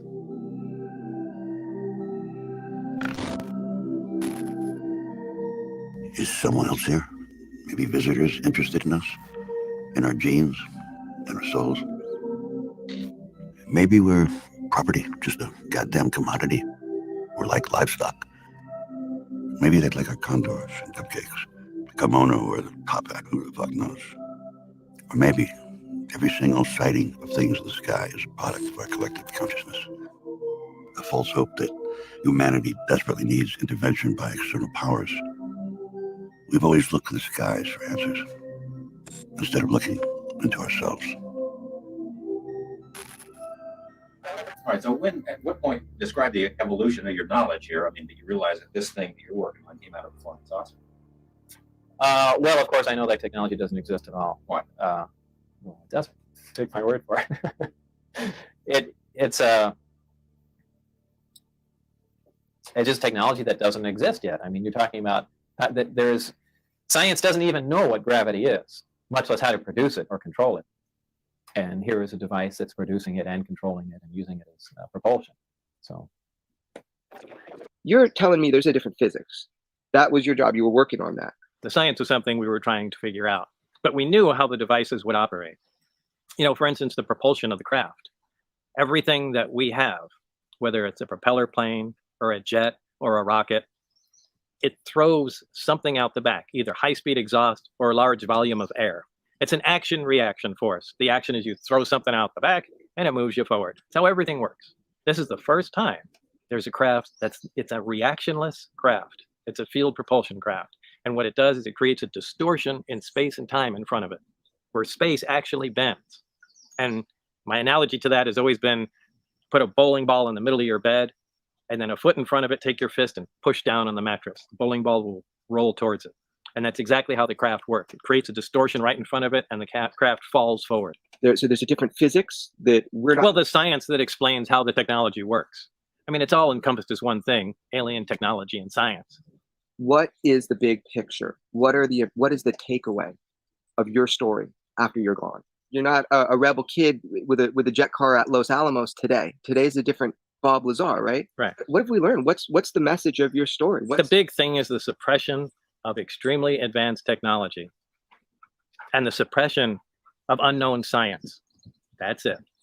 Those two things, to me, is the only thing that's important about what was going on out there.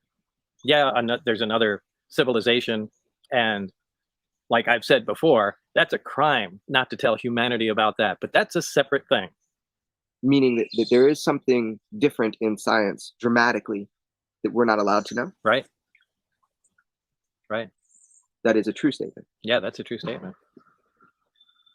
The fact that there is another intelligent, technologically advanced civilization, we have some of their objects. That is really the pinnacle. That there's another civilization in existence that's intelligent that we know about. And we actually have artifacts from them that can operate. So, I mean, that's a big, big deal. But in my mind, there's a lot to deal with that. However, the science and the technology can change us dramatically. It can change the way the entire world operates, the economy, everything. So those stick out in my mind as being critically important. And we have it. Oh, we have them. You don't have to believe it, but we do. And you've seen it. I've seen it. And you've touched it. I've dismantled it.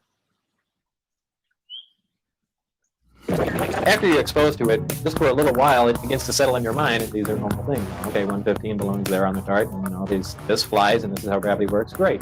Just like someone being from the 1800s being exposed to a car for a few days, he takes it for granted very quickly. The most shocking thing was when I actually got to look inside the disk, the seats in the panel associated with them were very small. They were, you know, perhaps that far off the ground, like something small. Now, if we had made something like that, we wouldn't have made it to fit children. It was, it just led me to believe, with the size of the alien cadavers I saw, the size of the seats inside. Memory is a mirage and mistress to desire.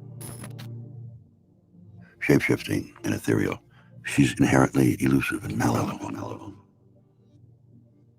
We acknowledge her if it suits our fantasy in the moment. We fear her because she is unpredictable. She's unpredictable. Can we trust our own memories? What if we can? What if we can? What if we can? Can we return to the scene of the crime to extract hidden details and to see more clearly what we thought we saw? I was told the rhythmic shouting and the constant threats, that's a form of hypnosis. When did this happen? Oh, this happened almost immediately. They started yelling and screaming at you? Yeah. Oh, a fun place to work. Well, no, like I said, it was a terrible atmosphere to work in. But when you weigh that with what you're going to be around, and you know, you basically go through anything. Yell at me, go ahead. When can we get back to the flying saucers? So you did hypnosis to try to recall details from your employment and from the physics of what you learned. Is that correct? Yeah, that's correct, with Lane Keck. Okay. And did you recall anything? Yeah, I did. I mean, specifics, things you might have missed. I basically wanted to try everything I could to prove what I was saying. So this is just another tool. You were familiar that hypnosis can work. Yeah. To recall. Yeah, and I had it done to me before, so I had proven that, yeah, this really does do something. Let's try and remember some fine details. Or you wanted to recall some physics that you learned there. Yeah, I wanted to recall as much as I possibly could. I mean, so much went through my mind. Just imagine all the things you were seeing, and every one is completely fascinating and something you haven't seen before. It's just data overload. So I was hoping that hypnosis would get me relaxed enough where maybe everything was packed so tight together, maybe I could just start thumbing through things and just pick up even a couple little more tidbits, could paint a bigger picture, and I could, possibly explain things better, or, possibly locate some of these other guys, or anything, any bit of information. So yeah, and it was pretty handy. So you did recall some things technically. Yeah, technical things, and probably others too. More and more hypnosis is accepted. However, there's still a lot of misconceptions about it. Like what? Oh, they think that you go into a trance and the hypnotist does something and you don't remember it, and all of a sudden your life changes. And that's not the case at all. There's no mind control happening. Take a nice deep breath. Close your eyes and just think relaxation. Now just think about your head and relax your head. Now what I want you to do is to get as comfortable as you possibly can. And just relax completely. Now double your relaxation and the number 100 will be there. 100. Double your relaxation and the number 99 will come right on in. Bob, from this moment on, you will recall and remember the material that you seek, and no one or nothing, past, present, or future, will stand in your way. Bob, you will remember, because you desire to remember.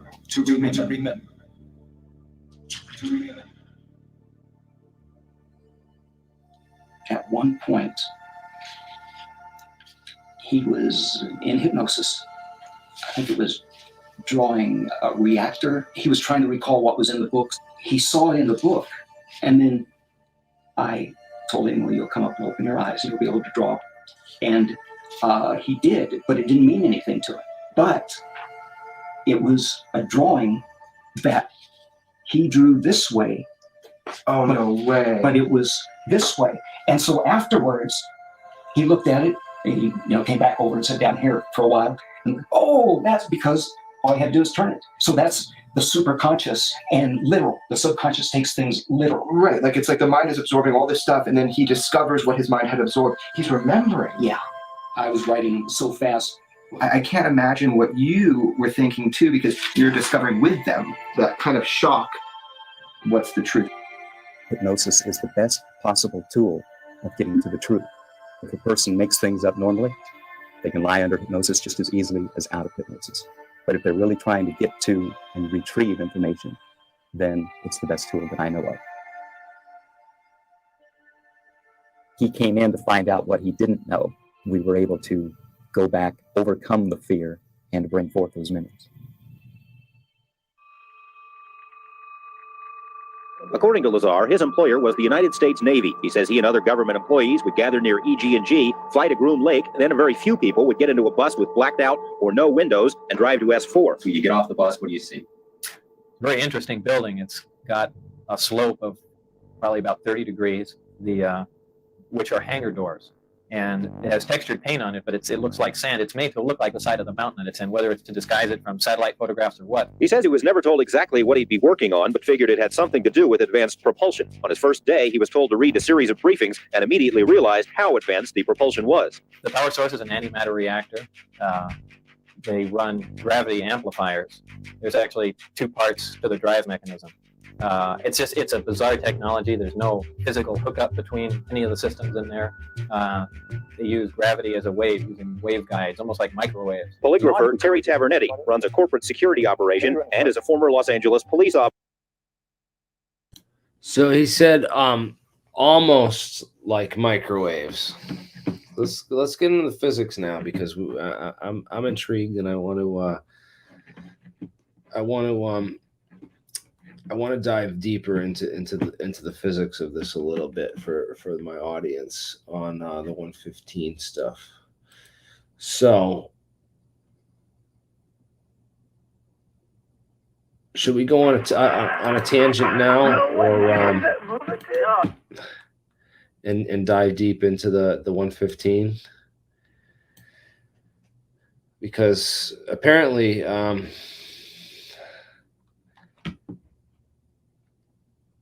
have the 115 stuff on here.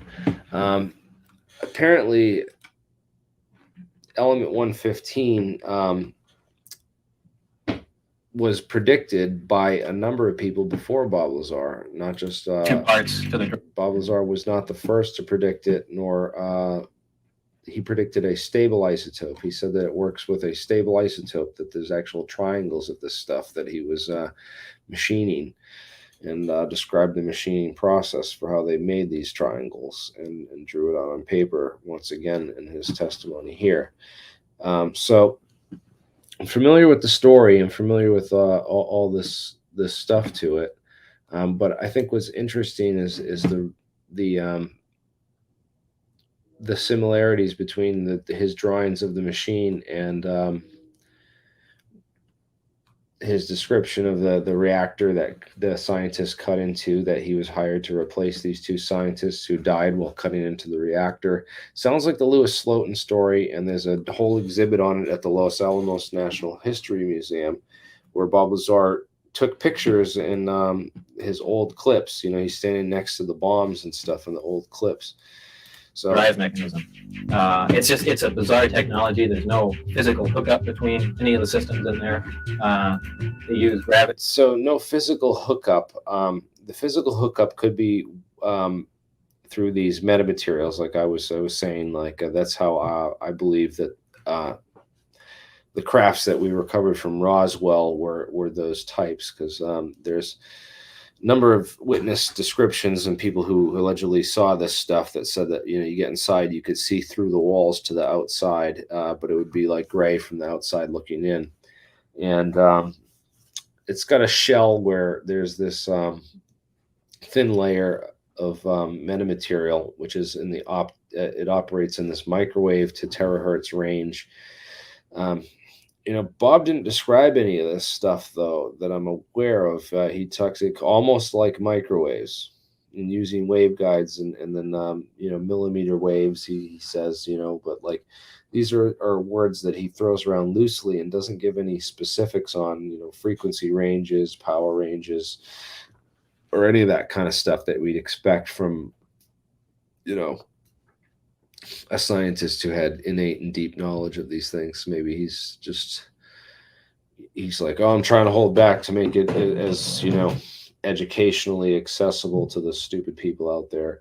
But honestly, if he was trying to prove himself, he'd be speaking on a whole nother level to show that, you know, you know, because deep knowledge and educational background and that kind of stuff is something you can't fake, even if they do take your degrees away. If you're smart enough to be one of the guys that they hire to work on these programs, guys like Edward Mills Purcell, guys like, you know, Bryce Dewitt, guys like John Archibald Wheeler, guys like Richard Feynman, real physicists who are recruited out of, you know, MIT at age 18 to work on the Manhattan Project and stuff like that. These are the kind of guys who have the talent and the smarts and the genius, who get the clearances to go and work on these kinds of programs. And Bob is just he's a good actor, man. He great actor. But he has a wave guide, almost like microwaves. Polygrapher Terry Tavernetti runs a corporate security operation and is a former Los Angeles police officer. He put Lazar through 4 tests and concluded there was no attempt to deceive. And I left there thinking that I feel we do have some credibility to what the subject had to say. And that's when I went to some of my colleagues. Tavernetti sent the test results to a third polygrapher who agreed the results appeared truthful. Bob has explained to me multiple times he tried everything in his power to prove his story. I wanted to feel better for myself. So I said, hey, would you be willing to undergo a polygraph test? He did not hesitate. He said, yes. 4 different tests on 4 different areas of Bob's claims. And he said afterward, there is no attempt to deceive at all. He's telling what he believes to be the truth. I have asked the question many times over the years, how did Bob Lazar know this stuff if he wasn't there? He knew there was a place called S4. I had called Nellis Air Force Base Public Information Office. They confirmed for me there really was a place called S4. Now, there's no news story prior to Bob Lazar about any. Now, once again, George Knapp kind of just states this fact, but it's factual. It's not the whole story. So if you guys want to get into the whole story, there's actually 2 places, and I got to find the pictures for this. It's on. I have it posted on Twitter, but there's actually 2 Site 4s. One was at Tonopah Test Range, or Area 52, and that was the Soviet anti-radar ECCM research station. ECCMs are electronic countermeasures, and that's basically Soviet counter radar and counter electronic countermeasures. So electronic countermeasure would be like radar or a detection device. So the countermeasures are counter radar. So basically they build a mock setup of the Soviet radar and then figure out how to be invisible to it and how to defeat it. And that's what they did at Tonopah at Site 4. And the other Site 4 was a place called Plant 42. And that's where they built the B-2 bomber during the late 1980s.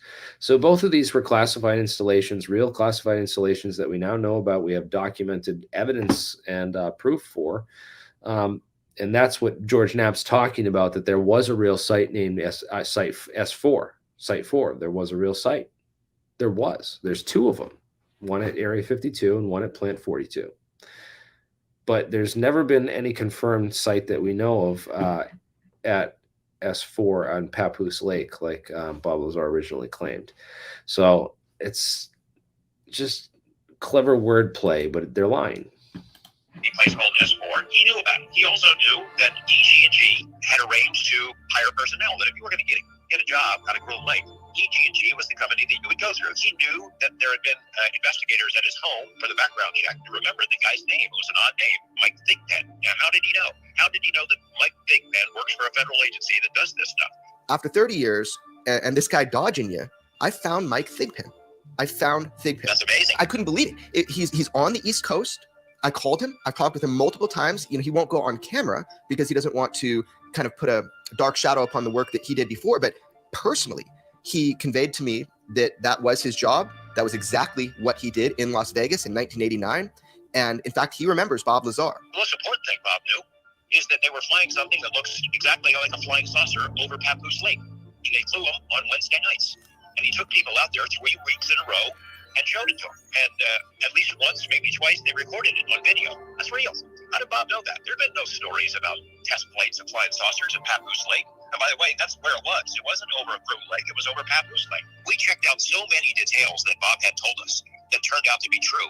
The existence of S4, element 115, really did become an element years later, that Bob had been consulted by the lab. Not a stable isotope, though. Man-made element 115. There was a whole long string of things that he knew that checked out. These milestones along the way, no matter how much we nitpick it apart, no matter how much people don't want to believe it, the evidence that he's telling the truth outweighs the evidence that he's not. Well, I agree with you. And if I did not believe that, I would not still be working on the story. I would not be publicly defending Bob Lazar.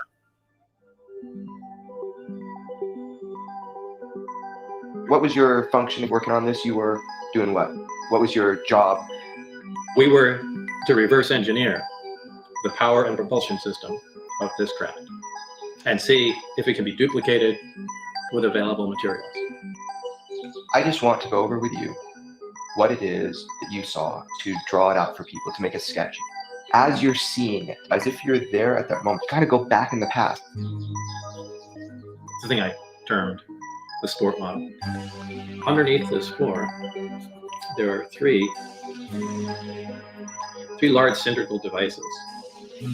These are on mounts that allow them to completely swivel up to 180 degrees and in 360 degree rotation. Directly above each one is a small rectangular object. This is on the floor above. And these are the gravity amplifiers themselves.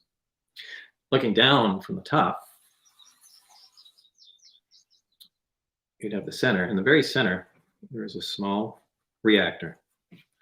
Surrounding this, in 3 equally spaced areas, are the amplifiers. So this is looking at it sideways, this is looking at it down from the top.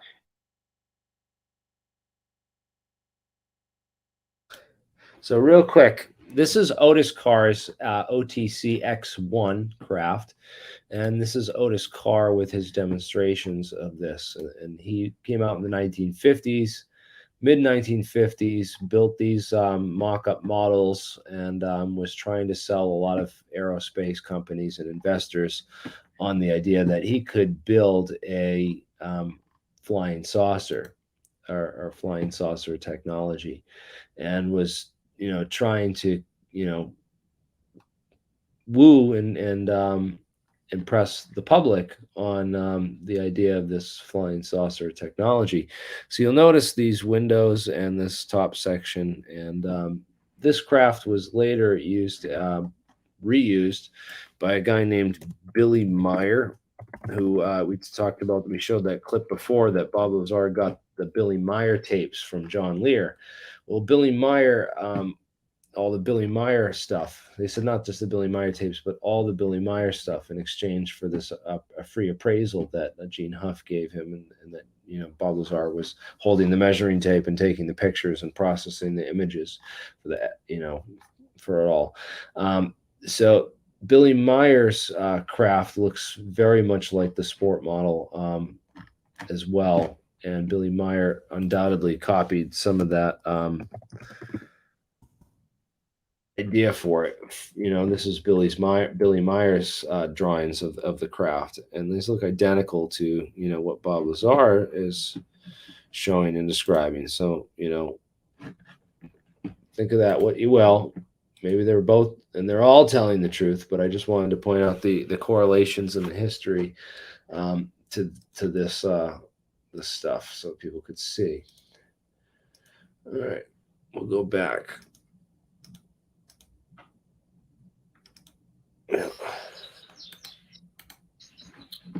You'd have the center. In the very center, there's a small reactor. Surrounding this, in 3 equally spaced areas, are the amplifiers. So this is looking at it sideways, this is looking at it down from the top. And under these amplifiers, underneath, the floor below, are the gravity emitters. So it's the reactor here powering the gravity amplifiers. Gravity amplifiers output goes into the gravity emitters at the bottom, and the resulting gravity beam or anti-gravity wave can be pretty much put anywhere you want to. There was another level up here. Now I had access and was permitted to view and look at the operation of this main level with the gravity amplifiers and the level below the gravity emitters. There is a level above which consisted of these 2 areas that I'm not all that familiar with. I assume these to be some sort of navigational engine. People call these large black rectangular areas on the top portholes. I believe they were some planar sensor array that just took in information from the surrounding area, whether it be patterns of stars or what have you. And there was their version of a computer or something to make determinations here that takes input from those sensors and then let the craft know how to orient itself and where it was in space. So that's what I assumed to be up there. I don't know for a fact. Again, that was not part of my job, and I was only led to believe that.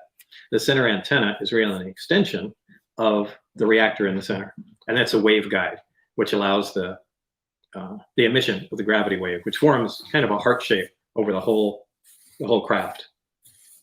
That's how it creates its distortion. These gravity emitters can be swung all the way up to 180 degrees. And this allows the craft to essentially stand on 2 of them and hover, while this one swings up and creates a distortion in front of it, allowing the craft to slide forward. So that's how their low power mode, Omicron configuration operate. The Delta configuration uses all 3. And Unlike science fiction movies where you see flying saucers just flying along like that, they actually fly belly first. The craft flies along, leaves the atmosphere of the planet. It turns its belly to the destination. The 3 amplifiers focus in on the destination, and that's how it proceeds. So that's basically the operation of it and overall how things were laid out inside the craft. This is an alien spacecraft. Right, obviously.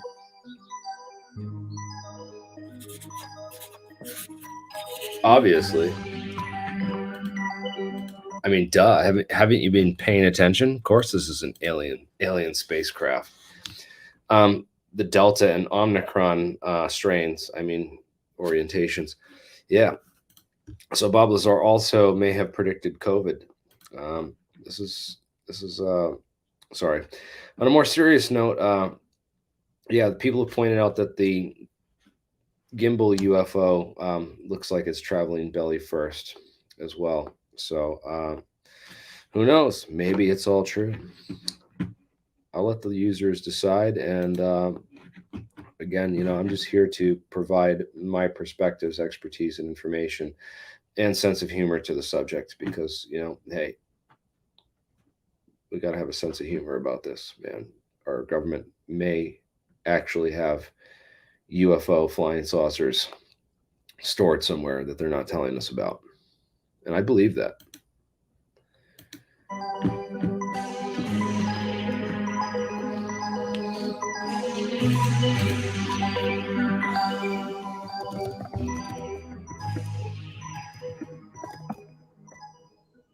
Taking a poll, guys. 1, if you believe him.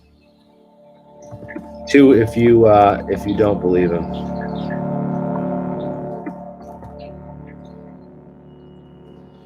So just type it in the chat.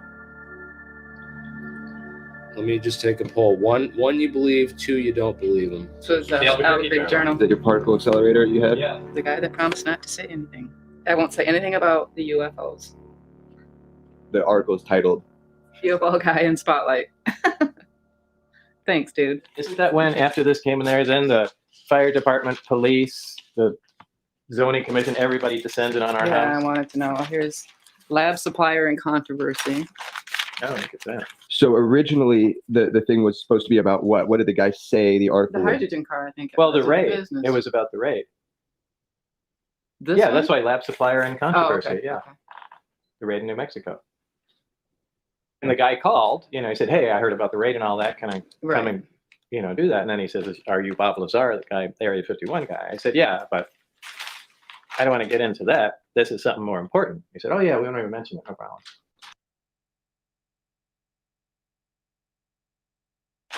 Literally, your house was taken over by a SWAT team. Yeah. Yes. Don't just send a letter in the mail or call us. Right. Have the whole SWAT team and invite themselves to our home. Hidden things are the most seductive. Secrets reach deep into our desire. They titillate and torment us like a ticking clock or a distant alarm with no origin. They agitate us and force us to react. They endanger our complacency. There is a missing element to your faith, but that's the nature of faith. That there is something out there that offers promise of salvation. Your call has been forwarded to an automated voice messaging system. At the tone, please record your message. Hey, Jeremy, it's Bob Lazar. Listen, I have something to ask you. Something's really come up that's important. If you would text me and let me know when is a good time to call you. I don't want you to call me. I just need to run something by you. Okay, thanks. Bye.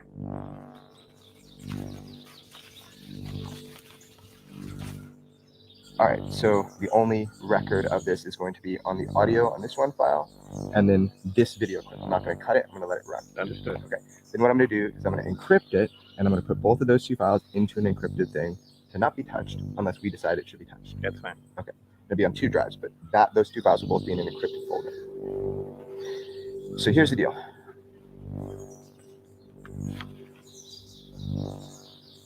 Did you ever get a piece of element 115 out of Los Alamos? I don't know how much monitoring they do with me. I'm sure it's virtually none after all this time. Hold on one second. Let me. Do you have your phone on you? Yes. Let's at this point take our phone. Let me just throw them. Let me put them in the ground over there. I'll turn mine off.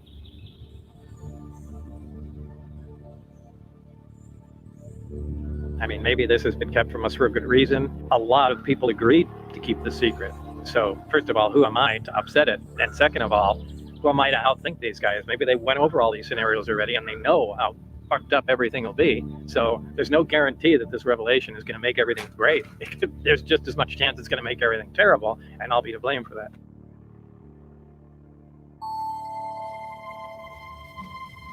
They identified themselves as FBI, and they said, "You're Bob Lazar, right?" And then, one of them got on the radio saying, "Yeah, he's here." Apparently, they also had my house staked down, and they were deciding whether or not to go there. The conveyor belt of vehicles and agents and police did not stop. The whole thing was like a Twilight Zone episode. They came in and then they said, there'll be a few other people coming here. Just got a couple questions to ask you. In a short time, the street filled up with vehicles and the building completely filled with agents. It was really something else. Did they identify themselves initially as? Yeah, it was FBI identified themselves, then came in state police and a few other agencies. I don't remember who, but there were a lot, a lot. Standing room only in the building. It was crazy. Yeah, they had like a forensic truck. They had a bunch of different agents. They gridded off the building. I mean, obviously they're looking for something. Yeah.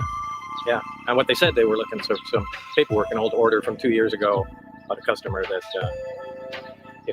ordered some potentially toxic material, which they could have called for, but this was certainly way over the top. I looked up to select the right key, and they were right beside me. It was quite surprising, considering you could see all around here, and there would generally have to be a vehicle or something. But I just pulled up, got out, picked the key, and then they started talking from behind me. I thought that was really strange. Of course, it got much stranger as the day went on. What got stranger about it? Well, just the sheer amount of people that came, agency after agency. And, I mean, they had computer experts here going through, all the computer equipment we had here. They had people sectioning off the building, labeling it in cubic meters so they can search each one. What they were looking for was just an order form. So very strange.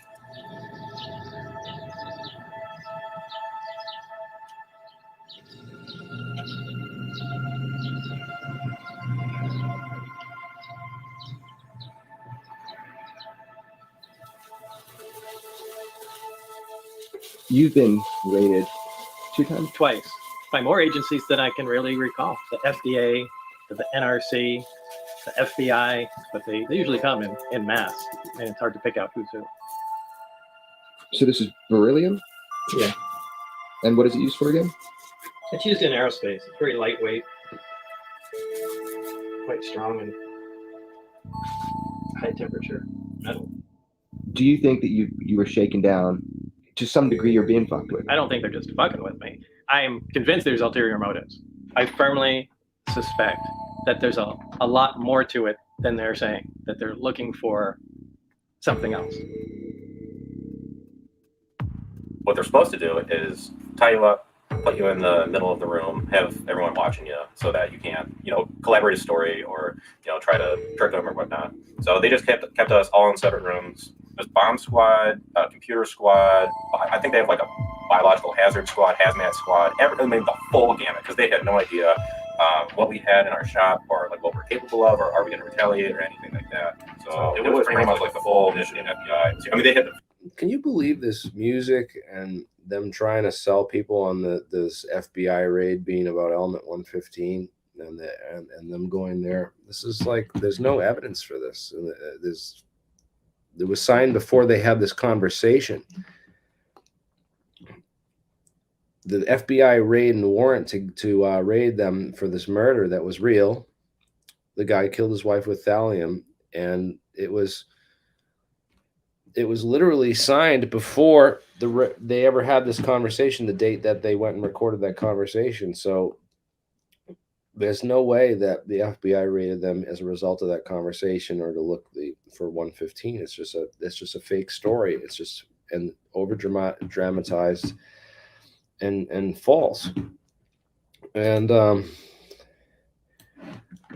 want to show people this. This is the May 1989 issue of Scientific American magazine. And if we scroll down to page 98, or 68 rather, right? I think it's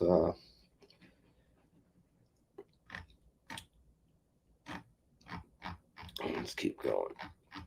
68. This is the article. This came out, by the way, May 1989. This is the same month and year that Dennis came out on George Knapp on KLAS. George Knapp. And in this issue of this magazine, right from that era, would have been standard reading material, and for us, you know, scientists like, or technician or whoever like Bob Lazar. And in it contains all the stuff about element 115, the island of stability, and how to process super heavy elements, how they create them with particle accelerators. All the science that Bob Lazar really talked about is right here in this article from May 1989 Scientific American, including, where is it? 115. Talk about this island of stability around 114. Yeah. Right here. And 115 right there. Boom. And they even talk the isotope ratios that he first said that the stable isotope was this isotope ratio of what they predicted. And it turned out that that was later discovered, and it's not stable. So Bob Lazar's element 115 claims scientifically were predicted in a magazine that came out the same month and year he came out with his story.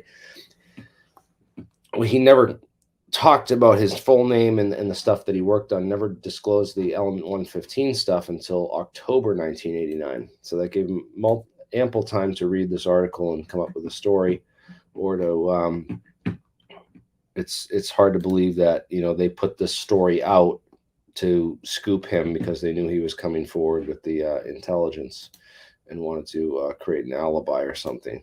So yeah, I just let's keep on with the documentary, which is just, it's getting really sad, all the lies and distortions that I'm able to point out having done the research into this case. And I hope I provided enough evidence for all the things.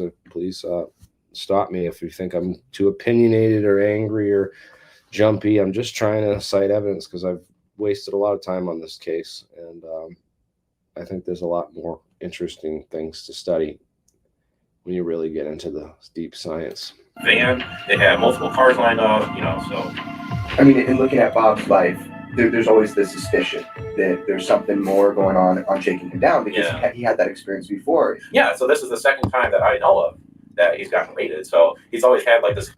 So we're watching Bob Lazar, Area 51 and Flying Saucers, the full movie. This is Jeremy Corbell's film. It is now free on Free Movies if you guys want to go back and watch this. This is, you can link, I've linked to it in the description of this film down below, so you can go back later.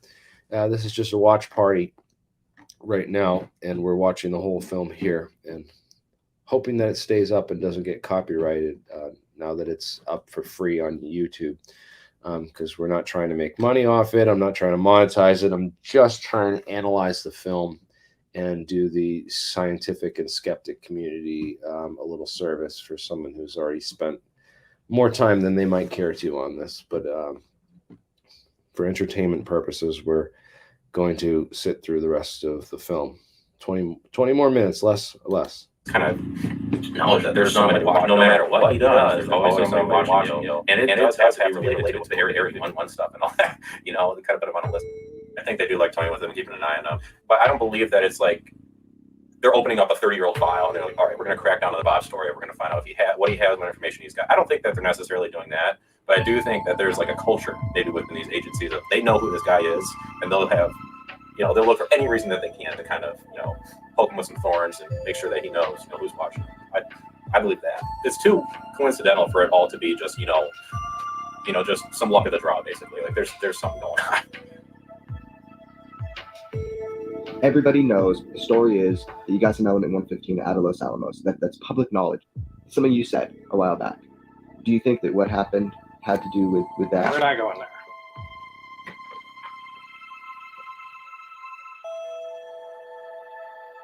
Are they trying to shake you down to find the 115 that you said 30 years ago that you got out of the lab? People are going to ask that. Yep. So let's just address that. If you feel comfortable addressing it. No. Do you not feel comfortable addressing that? No, I don't feel comfortable addressing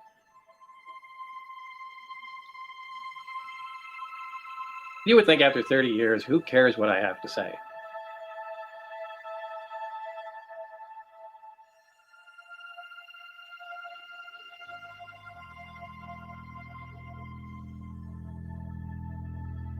I'm more convinced than ever that the key to the story is element 115. If you could get to that piece and have it independently analyzed, I think it would prove beyond all question that it came from somewhere else. We didn't make it. And it would go a long way toward establishing the story that was told by Bob Lazar as truth. So I think about that a lot. I think about the cloud chamber experiment.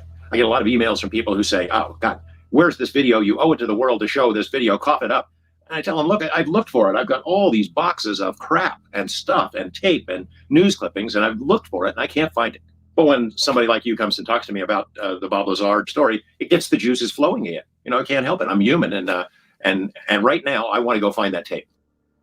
I went through every tape that Bob had in his personal home archive, and one of those tapes on the outside in tiny, tiny little scribble said cloud chamber. And lo and behold, there's about just less than a minute of that cloud chamber test on tape. I have it. People have been so pissed at me over the years, I can't find that tape, or they think I'm hiding it on purpose, but I've looked everywhere for it, and you found it. That's awesome. I did. Now here's the deal. In typical, Bob Lazar fashion, there's only about a minute of it. However, after all these years, 30 years, we have some footage of it, but it doesn't prove shit because it's recorded. I was there the night that they did the cloud chamber test. I couldn't tell you what it was. I didn't know what a cloud chamber was. This beam of light was bent. And it was bent because they had element 115 in as part of the experiment. I said, well, that's pretty important. That would be huge to include in the story. I spent time trying to understand why everybody was saying this 115 being stable. If it was so huge, why didn't they film it? And where's the video of it, man? This is like the biggest, that's like real scientific evidence. George Knapp as a journalist should have been able to identify that and been like, oh, maybe there's something here I should actually look at. Although then again, I talked to a lot of journalists who can't see what's right in front of them either. Stabilized is pseudoscience. So I called some of the top heavy element physicists on the planet, from Russia to up in San Francisco to Washington, D.C. And I spoke with, about 9, but 3 in particular who would really talk to me in depth about it.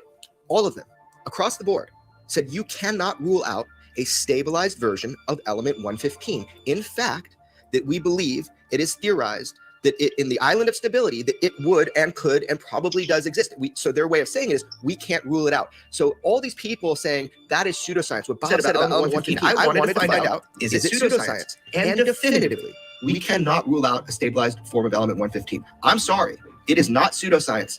And after doing this research. No, it's not. All right, so as I showed before, you can look up what's called nuclide. NUCLIDE,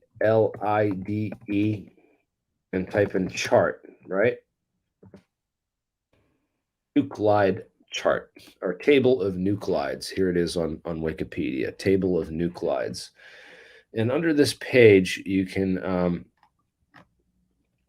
go see the map of all the stable mountains, right, in black. And these decay modes, right? This decay mode map, right? So the stable mountains are black. There's no decay. And then there's this sea of instability here where you have yellow, which is alpha decay, and pink, which is positive beta decay. And this is negative beta decay in blue. So you have this ocean here, and then you have some stability out here in the out here, and then all these green ones are spontaneous fission. That means that they're created for a brief second, and they just spontaneously fizz out. So this is the so-called island of stability in here, and this is the the element 115 range that they're talking about. Again, this is the real science of it. This is the periodic table. If you were to really get in here, each one of these is an element. So here we have ytterbium, for example. We're pretty far out, so there's not going to be stuff that people recognize out here. But yeah, we'll get to the 115, right? So element 115, here's the proton number is on the x-axis here. So as we go over here, this is up an element, right? So this one has 3 stable isotopes. And this is okay, no, wait, proton number is on the vertical axis. See here, this is Au, that's gold. This is mercury right above it. So there's several stable isotopes of mercury, only 1 stable isotope of gold. There's several stable isotopes here of ytterbium. And yeah, so this is an interesting periodic table of elements, and it's more complete as than the periodic table of elements we talked about in last night's stream as well. I don't know if you guys can see this, what I'm talking about. No, you can't. I'm not zoomed in anymore because Apple's weird. But here it is, and you can zoom right in on the chart and see what this monstrosity looks like. This is the extended periodic table of elements. So up here we'd have 115 in this island of stability somewhere. This I just don't see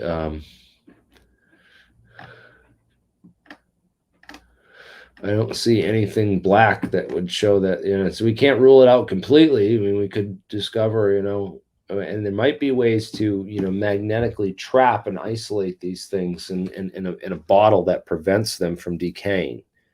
That's the only other thing I can think about is, is that if you could somehow, because there's way to trap elements also, so there might be something to this reactor core that they are able to have this element 115 and then trap it somehow. I'm not excluding that. I'm trying to be open to the physics. But again, Bob Lazar claimed that his PhD, or not his PhD, but his master's degree was in magnetohydrodynamics, and that's what he wrote his thesis on, but couldn't produce his thesis paper, and no one in the magnetohydrodynamic community has ever really heard of him, although there is a lot of anti-gravity research that has been done into magnetohydrodynamics. So he might have heard of that through his guys like Adamski. So they had the George Adamski file as well, and what it came with the Billy Meyer stuff, because Billy Meyer was big with on George Adamski as well, and vice versa. I believe they're existed in the same era. But Adamski had these flying saucers called the Hanabu, and they had these 3 spheres on the bottom of them in the saucer shape with the 3 gravity emitters, and that's very similar to Bob Lazar's stories or tales of these how these UFOs functioned. And this is again appeared in later art of this of the era. And this is the old UFO literature, but that came from a guy named George Adamski. Again, get back to we'll get back to it.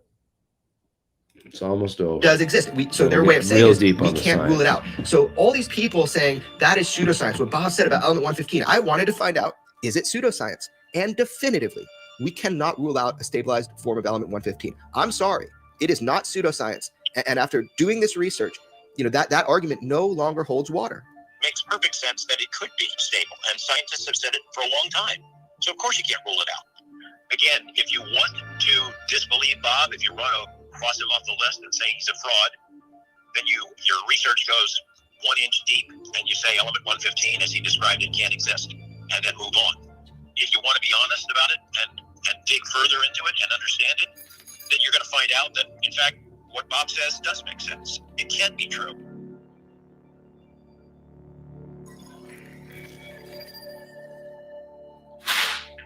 Element 115 was what we would call the fuel, what provided the power for the reactor to work. What happens with gravity and 115? Element 115 affects gravity. Element 115 produces its own gravitational energy. It had a very specific manufacturing technique.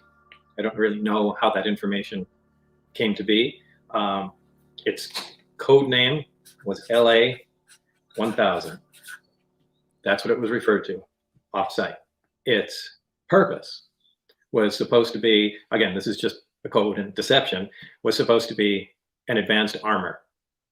So it's an unusual material, so now we can take it to a national lab. This is LA-1000, classified material. It's a very advanced armor that takes care of all weird questions. So, you know, you immediately start operating on lies. This fuel is in the form of just a three-dimensional thin triangle, little rounded edges. It's somewhat copper in color, you know, that reddish brownish. The way this is manufactured is really critical. It's not just cut out of a heavy sheet of material. A cylinder of this material is taken. This is machined into a cone. So this is, the outer part is shaved off using a lathe or something like that until you have a three-dimensional cone. Once you have the cone, it's sliced like this. And these slices become that. Now, even this starting piece, a solid cylinder, is not even a solid cylinder. It consists of many discs stacked up. And these are fused together to produce that. And all of these steps are necessary to produce a successful triangle that brings fuel. So actually, you know, if you were to look at how this came to be, this would actually be pieces of all these discs that were cut at unusual angles.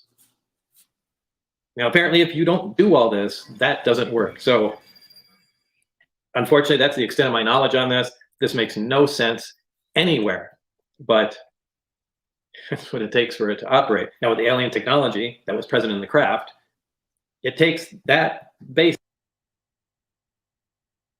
Now, with the alien technology, unfortunately, that's the extent of my knowledge on this. This makes no sense anywhere, but that's what it takes for it to operate. Now, with the alien just making sure I heard present in the craft, that clearly. Yeah. It takes that basis, that extra gravitational energy in a small reactor, amplifies it through the equipment there, directs it through the waveguides and archways into the emitters, and allows it to propel the craft and manipulate the gravity wave for whatever use they want.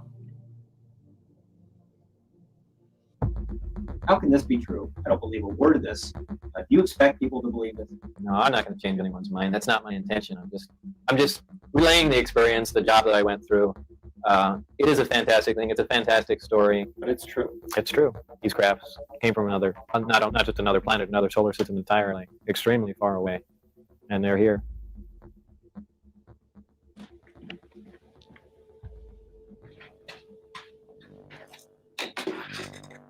I mean, I've been making fireworks since I was 12, and professional fireworks for at least 20 years. Fireworks are just fun. They're artistic. It's like painting the sky. Controlling a large amount of energy has always been impressive.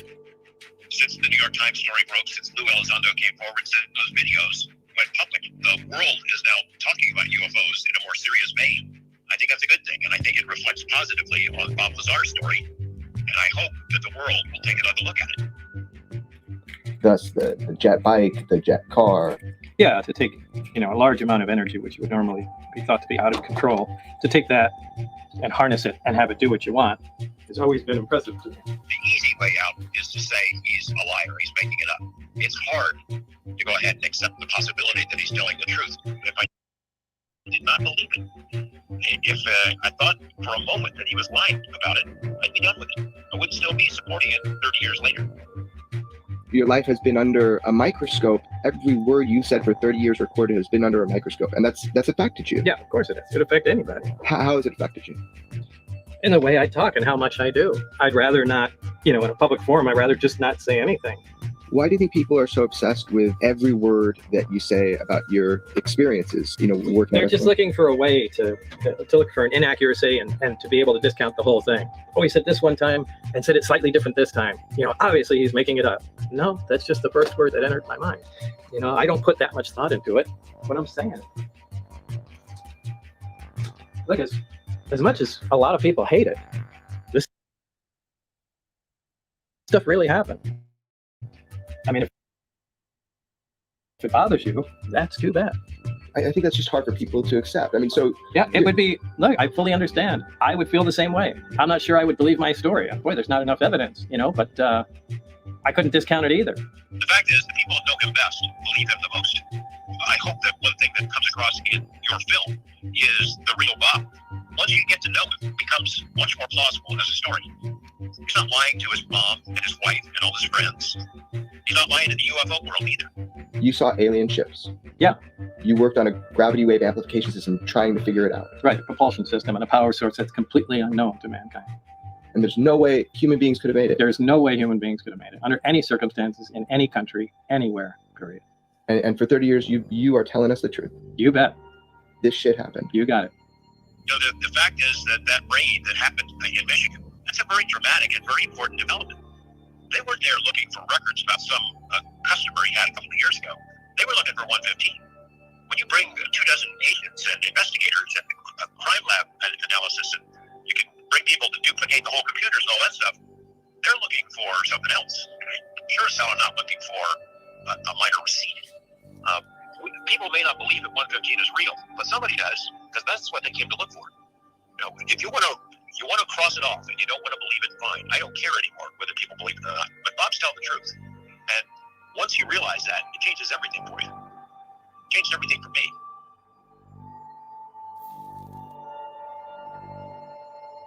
To crack a life open at its seams, to dissect and examine its content is unnerving, like the reading of omens by viewing the entrails. We all tell our own stories. Sometimes we even believe them, and sometimes we tell them 1 mile at a time. If you don't believe it, that's your problem. That's your problem. What you do with that is up to you.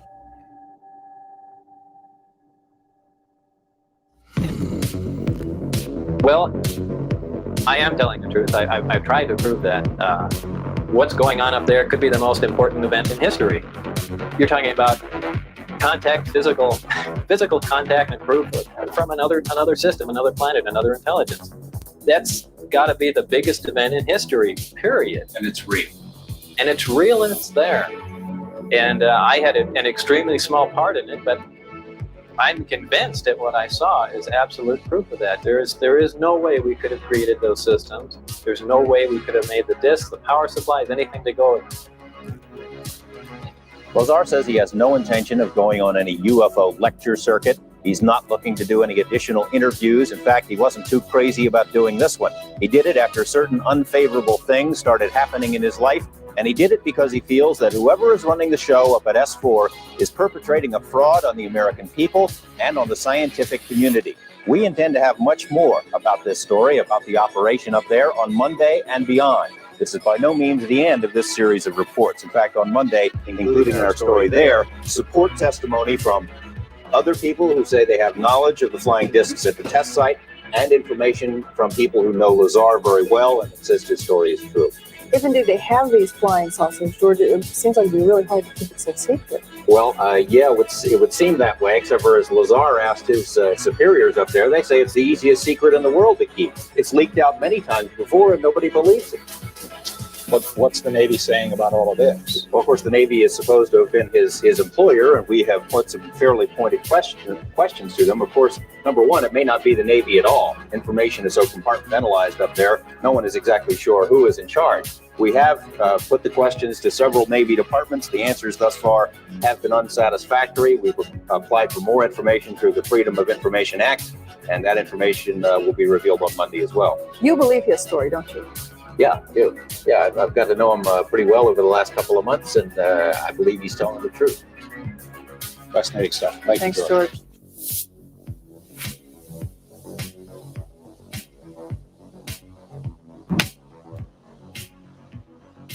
Don't go away. We are that is the end of the film and the watch party, but stick around for the after party if you are interested in doing some learning on here. I got this is my UAP report, and I talk about the science. This is some famous scientists who made terrible predictions about the future of technology. And it's me. I have a bachelor's degree in physics from Bridgewater State, and I've been researching this stuff for about 19 years, 20 years, depending on what it is. I've been into Bob Lazar since the 90s when he was on Unsolved Mysteries, and he's the one that got me into all this and doing the research that I do and getting a degree in physics and trying to dive deep and start a forum called the APEC Conference, allpropulsion.com, that people can go check out, where we go and interview scientists who work close to these projects at DARPA and Black projects, and try to dive deeper into the real science of this stuff, and track down the scientists and give them a independent academic and intellectual forum where people can ask technical questions and get in-depth responses directly from some of the most amazing and smartest people who are directly involved in these projects and have access to the information and the real history and so much knowledge to share with us. So yeah, there's a number of things we go over from Nitinol wire was created at U.S. Navy Ordnance Labs in 1959. The first shape retention alloys were created, and this was 10 years after nickel titanium alloys were being studied at Battelle Memorial Institute by a guy named Eastwood and Howard C. Cross, who was named in the Pinnacle memo as the Pinnacle memo being, linking Howard C. Cross to Project Blue Book and another top secret version of Project Blue Book, which was involved with these metals research and not metamaterials, but these are metallic glasses or amorphous metals. So amorphous metals have remarkable structures, and remarkable elastic limit and strength on so they're extremely strong, and they build tuning forks out of this stuff called liquid metal. It's a glass alloy, and it just has it just keeps going forever. It has very little dampening, and they also make golf clubs out of this stuff, and they also showed that they can bounce a ball bearing off this stuff, and it'll just bounce indefinitely, not indefinitely, but a lot longer than conventional materials. It just it's super elastic and super strong, and just has these really remarkable properties. And it was studied actually in the ATIP reports. They have a whole section in the ATIP scientific studies, if you do the research on the DIRDs, or Defense Intelligence Reference Documents. You can find information and intel on those glass alloys in there, that they consider them, the military and our defense industry, the intelligence agency, was considering these as future spacecraft materials or aircraft materials because of their remarkable properties. So these, again, it links back to what they may or may not have discovered in the 1940s and been doing research on, according to the records. You know, it just a lot of weird, you know, chlorine carbon tetrachloride, dissolving these metals, developing methods for dissolving these really hard to analyze metals so that they could figure out how they were made and their composition. And the fact that they were looking into all these binary alloys, and then all the tertiary alloys of titanium and these things combined mean that they found traces of these elements in whatever they were, you know, discovering in different organizations. And it's quite possible that this was a metallic glass, and titanium glass would be, you know, titanium is one of the strongest metals to begin with. So if you were be able to create a shape retention alloy that was also metallic glass, it would just be really, you know, super strong and optimal for building, you know, spacecraft out of. In different organizations of these atoms, you could build doors that when you heated up certain parts of it, the door would just open up and then slide and then go back into position when you cooled it down and merge seamlessly, with zero tolerance. So zero tolerance, people understand who do any kind of machining or manufacturing with zero tolerance mechanical devices are and what that means. And you could do that with these types of metals in ways that are. And it's also interesting. Battelle still has contract management. They run all of our national laboratories. So we talk about, oh, you know, Bob Lazar worked at Los Alamos National Laboratories. Well, who manages and runs Los Alamos National Laboratories? Well, it's actually Battelle Memorial Institute, and they also manage Brookhaven National Laboratories and Idaho National Laboratories and Lawrence Livermore National Laboratories and Oak Ridge National Laboratories and Pacific Northwest National Laboratories. And additionally, on behalf of the Department of Homeland Security, the National Biodefense Analysis and Countermeasures Center. So their hands are in all these organizations, including the National Renewable Energy Laboratory. So energy is on lockdown by this same corporation who apparently got a hold of the UFO metal file and the real UFO file early on, and has been a property custodian of top secret classified data and evidence that has been withheld from the public and the scientific community, the academic community, and for national security reasons. And whether that these so-called MJ-12 were the real guys who were involved in this or not, I do believe that there was a similar group like this that could have existed, that did work on this. And I know that for a fact that there was a secret college where they tapped some of the most intelligent minds of the day into working on this straight out of Los Alamos and straight out of the Manhattan Project, which had just ended shortly before, 1945. And 2 years later, 1947, they break the sound barrier because they're working on, top secret hypersonic testing and these nose cones based on Biefeld-Brown effect. Early Biefeld-Brown effect, which was later, they put a lot of research into that into the 50s, as we showed with the Bonson Labs footage and the records from Bonson Labs.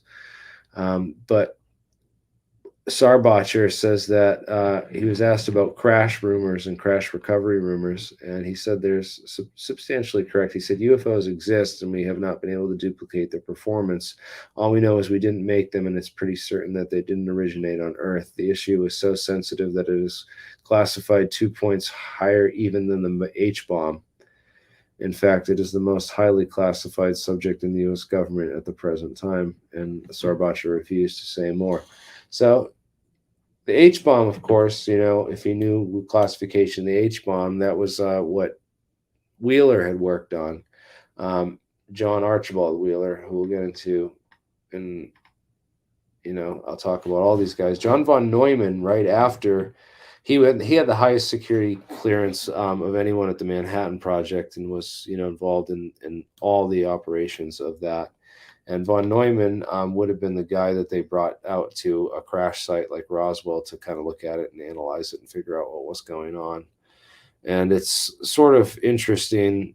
It's super interesting, actually, that he devised von Neumann machines, which were self-replicating automata, shortly after the Roswell incident in 1947. He published a first article on this novel idea he just happened to come up with. Maybe it just came out of his imagination after hearing the rumors of Roswell, and that he didn't actually go visit the site and look at anything. A guy this smart could have been able to come up with something like that. But then again, there might be these two timelines that split off with when you get into U.S. Air Force Project Blue Book studies in the 1950s, the early studies that were done. Of course, the first two, Sign and Grudge, were cover-ups of the UFO phenomena, and then Blue Book, which ran until December 1969, when they shut down Blue Book and opened up Project Outgrowth, and began doing tons of research into lasers and laser technologies all throughout the 1970s.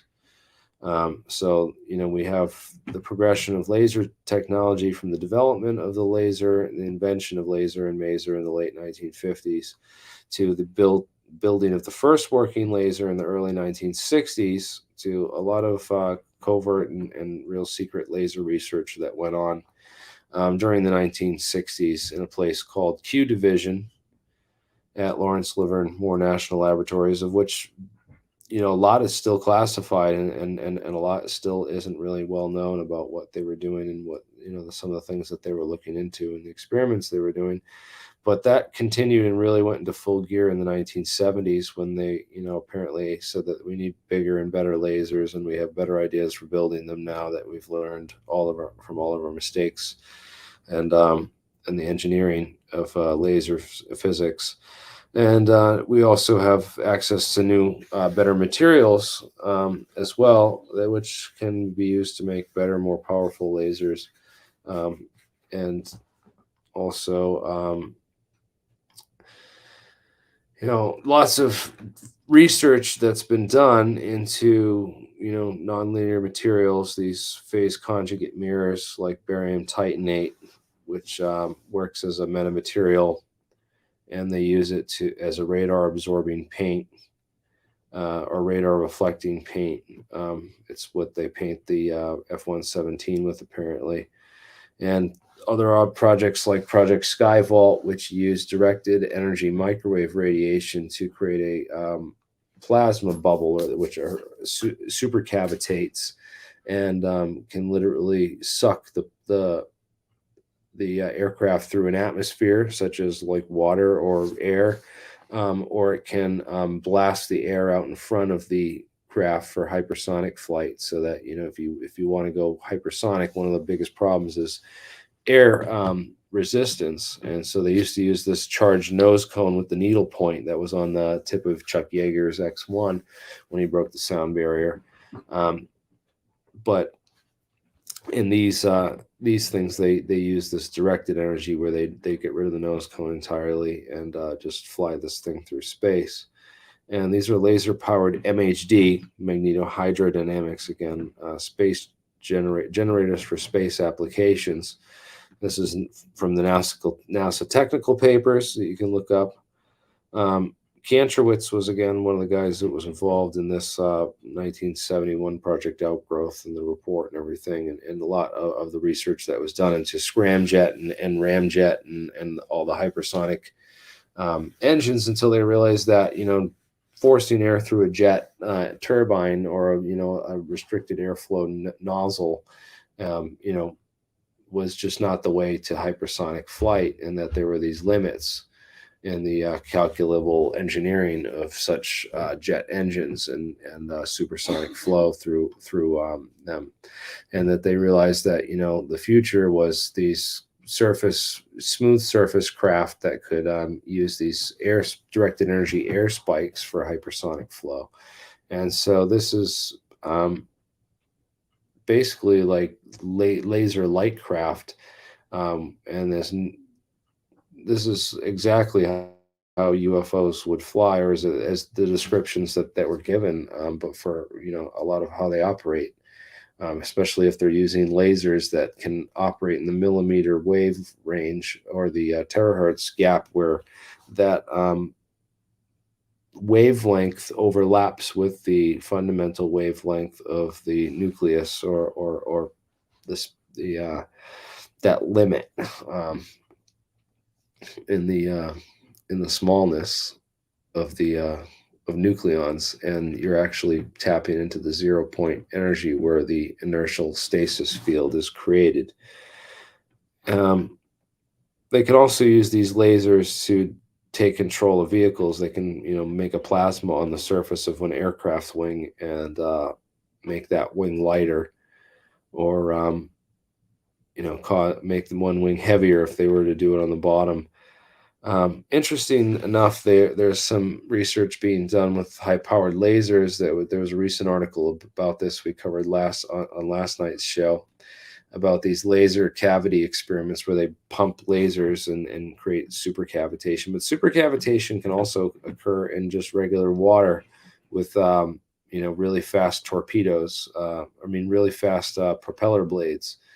So as the propeller blades reach a limit, they can get this supercavitating effect of the water on the surface, which actually creates a fusion type effect, which is very similar to the John Hutchison metals and what goes on in some of those experiments with exotic vacuum objects, or EVOs, with Bob Greenier's research, who we've had on, and maybe even the production of muons, which can grip to the and take the place of neutrons. Sorry, not neutrons, because they're positively charged. Electrons. Muons are heavy electrons, so they take the place of electrons. And so if you take these muons, the electron or lower the electron orbit, you can push these things closer together and pack them closer together, so you can get fusion. So there's this whole idea of muon catalyzed fusion, where you use these heavy electrons, which allow they have a lower orbit, and thus allow the atoms to get closer to one another, thereby allowing for fusion through tunneling.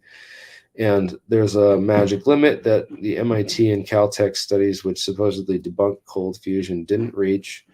And it's this sweet spot at about 0.94 saturation. So once you go above full saturation, it drops off. You don't want too many packed in. It has to be this right ratio to get this optimal experiments, according to the MIT scientists that I interviewed and talked to in 2014. The hydroton model, comes from Edward Storms' work, and different models of cold fusion, and then different reactor designs based on woven nitinol wire at the atomic scale, like really atomically thin threads of nitinol wire woven into fabric metal. Might explain these memory materials that these people talked about, because if the weave is fine enough, then it's going to be mirror smooth, because it's a metamaterial, and will actually have the same optical properties as like a mirror, even though it's a woven fiber and thread. Metamaterials are super interesting as well. Mechanical metamaterials, they can make these pliers and even door hinges, which can turn and open this door hinge based on this just grid structure of this metamaterial, mechanical metamaterial. Then there's these UFO metals and the samples, including this piece of this alleged Roswell debris. According to Tom DeLonge, he told on Joe Rogan that this thing floats when you shoot terahertz radiation at it, and he said, "Fuck if I know, I'm not a physicist," but he apparently knows. Apparently, Gary Nolan has a piece of this, and I've talked to Gary Nolan, and he said if you can put the money together to build a and like somehow get access to terahertz, a test site, a test rig, and show me, then I'd be happy to, fly out there with my piece and run the experiments with you at your lab, and I told him, if I can get the funding for this. So I'm trying to pull that together right now. It's kind of a difficult thing, but that's what's on the horizon, because I would love to prove that this thing works to fly with terahertz, like Tom DeLonge said on that Joe Rogan interview that disappeared. That one went away. And then he came out with the Bob Lazar stuff, which is, kind of curious. A lot of people are accusing it of being like a CIA op, and that Joe Rogan got sold out or paid out to kind of cover up the truth about these metamaterials and the terahertz spectrum waves in this terahertz gap, which supposedly is where the 0-point energy lies that gives everything mass.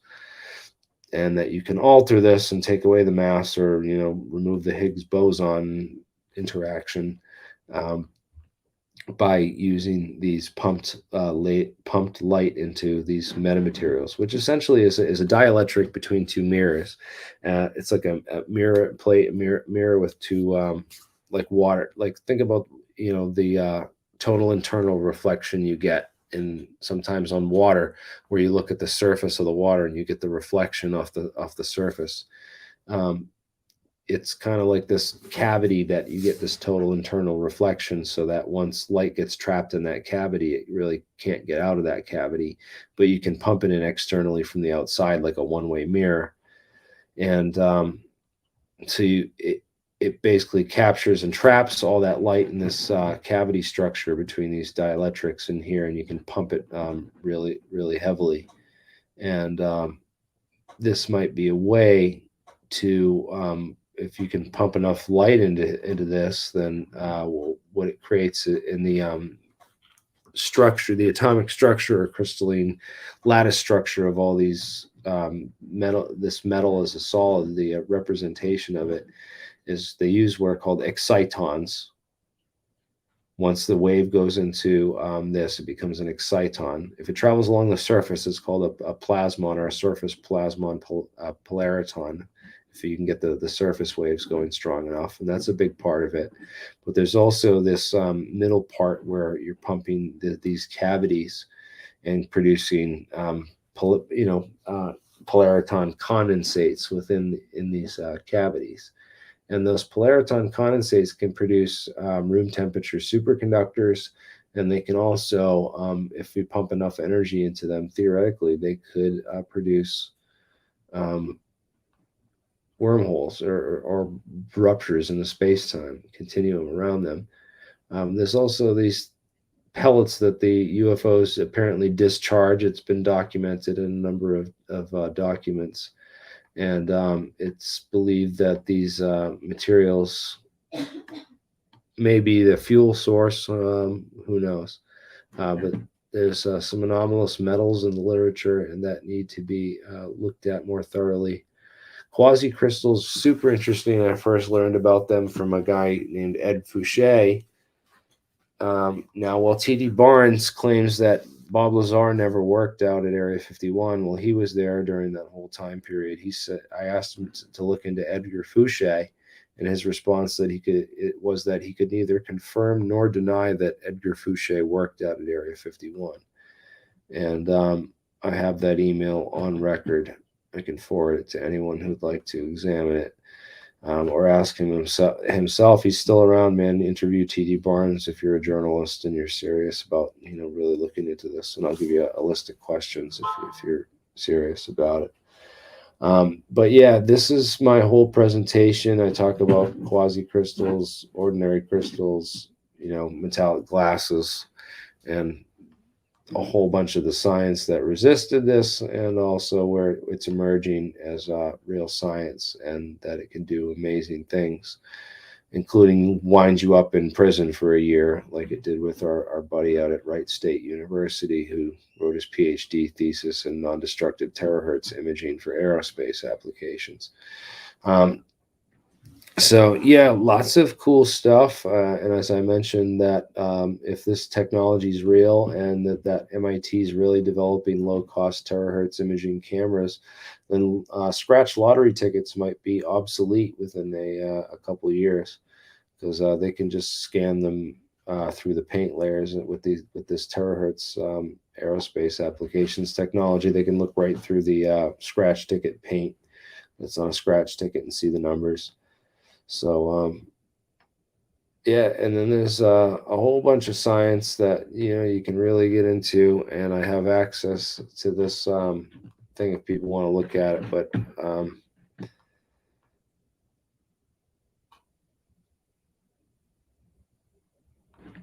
this is good stuff. Yeah, thank you. I have a ton more on my channel, and this is just a teaser into this. And I thank Bob Lazar for really getting me into the hardcore science on this stuff, because oh, there it is. It's the video that was loading. Because without Bob, I wouldn't have gone this far and dug down the rabbit hole into spatial geometries on de Broglie wavelengths, how that relates to the atomic structure, Bohr's atom versus de Broglie's atom, and how it led to Heisenberg and Schrodinger and these uncertainty principles and these more interesting competing interpretations of quantum mechanics. One is, the solutions to the EPR paradox that happen in general relativity, and this whole breaking of the schools of thought from the Copenhagen interpretation versus the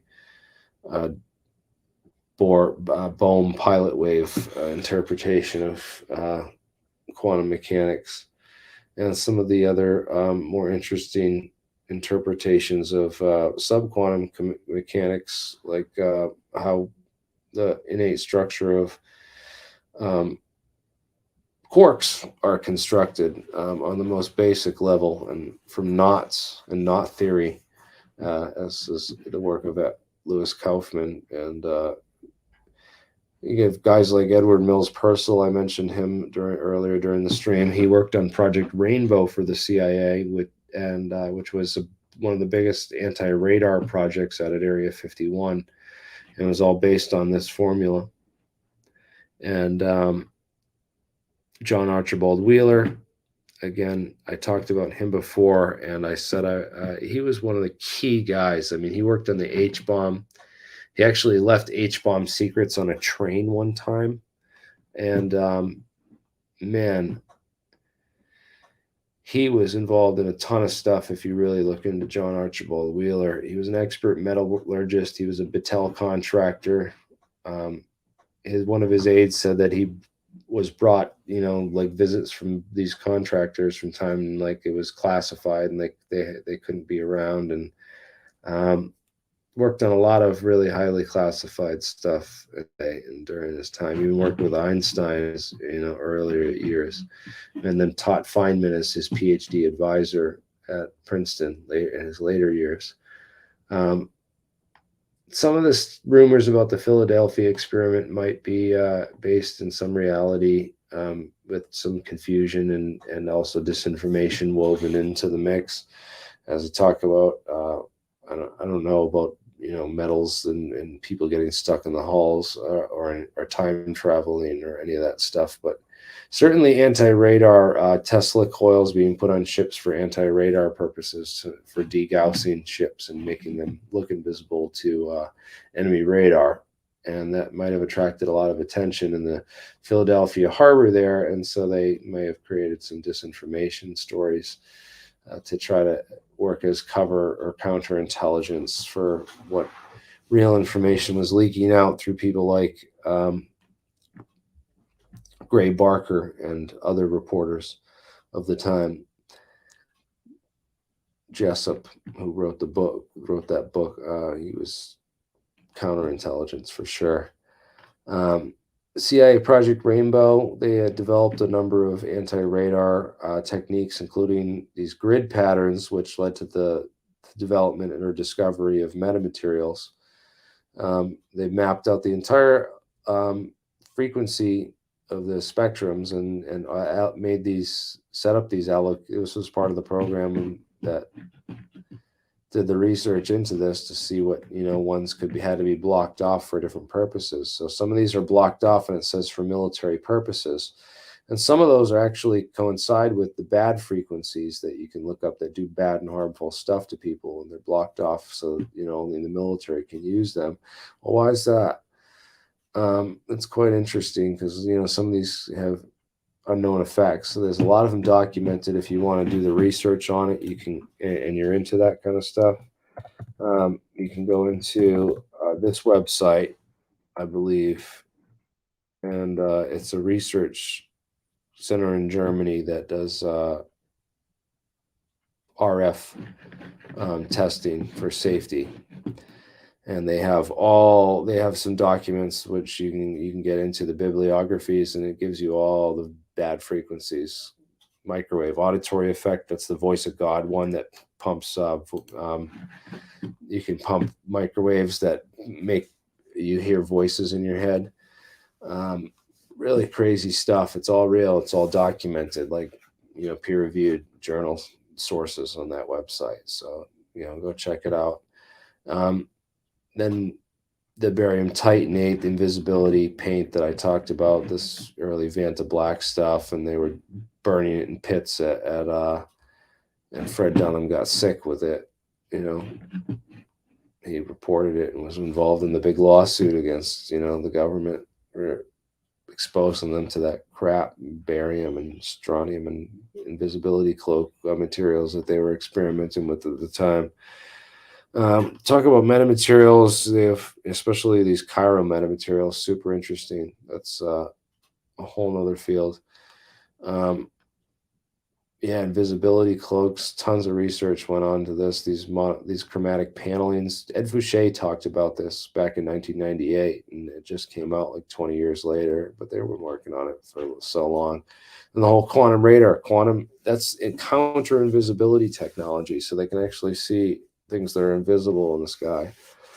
And so stick with my channel, and I want to spoil everything and get into too much detail on all the whole there's so much history here, man, if you really do the deep dive research, and we try to here on this channel as much as possible. So please subscribe if you haven't heard of me before, and definitely check out the work that we do here if you're interested in advanced physics and top secret projects and the real science thereof, and learning some real stuff and finding answers, holding government accountable and building the future of technology.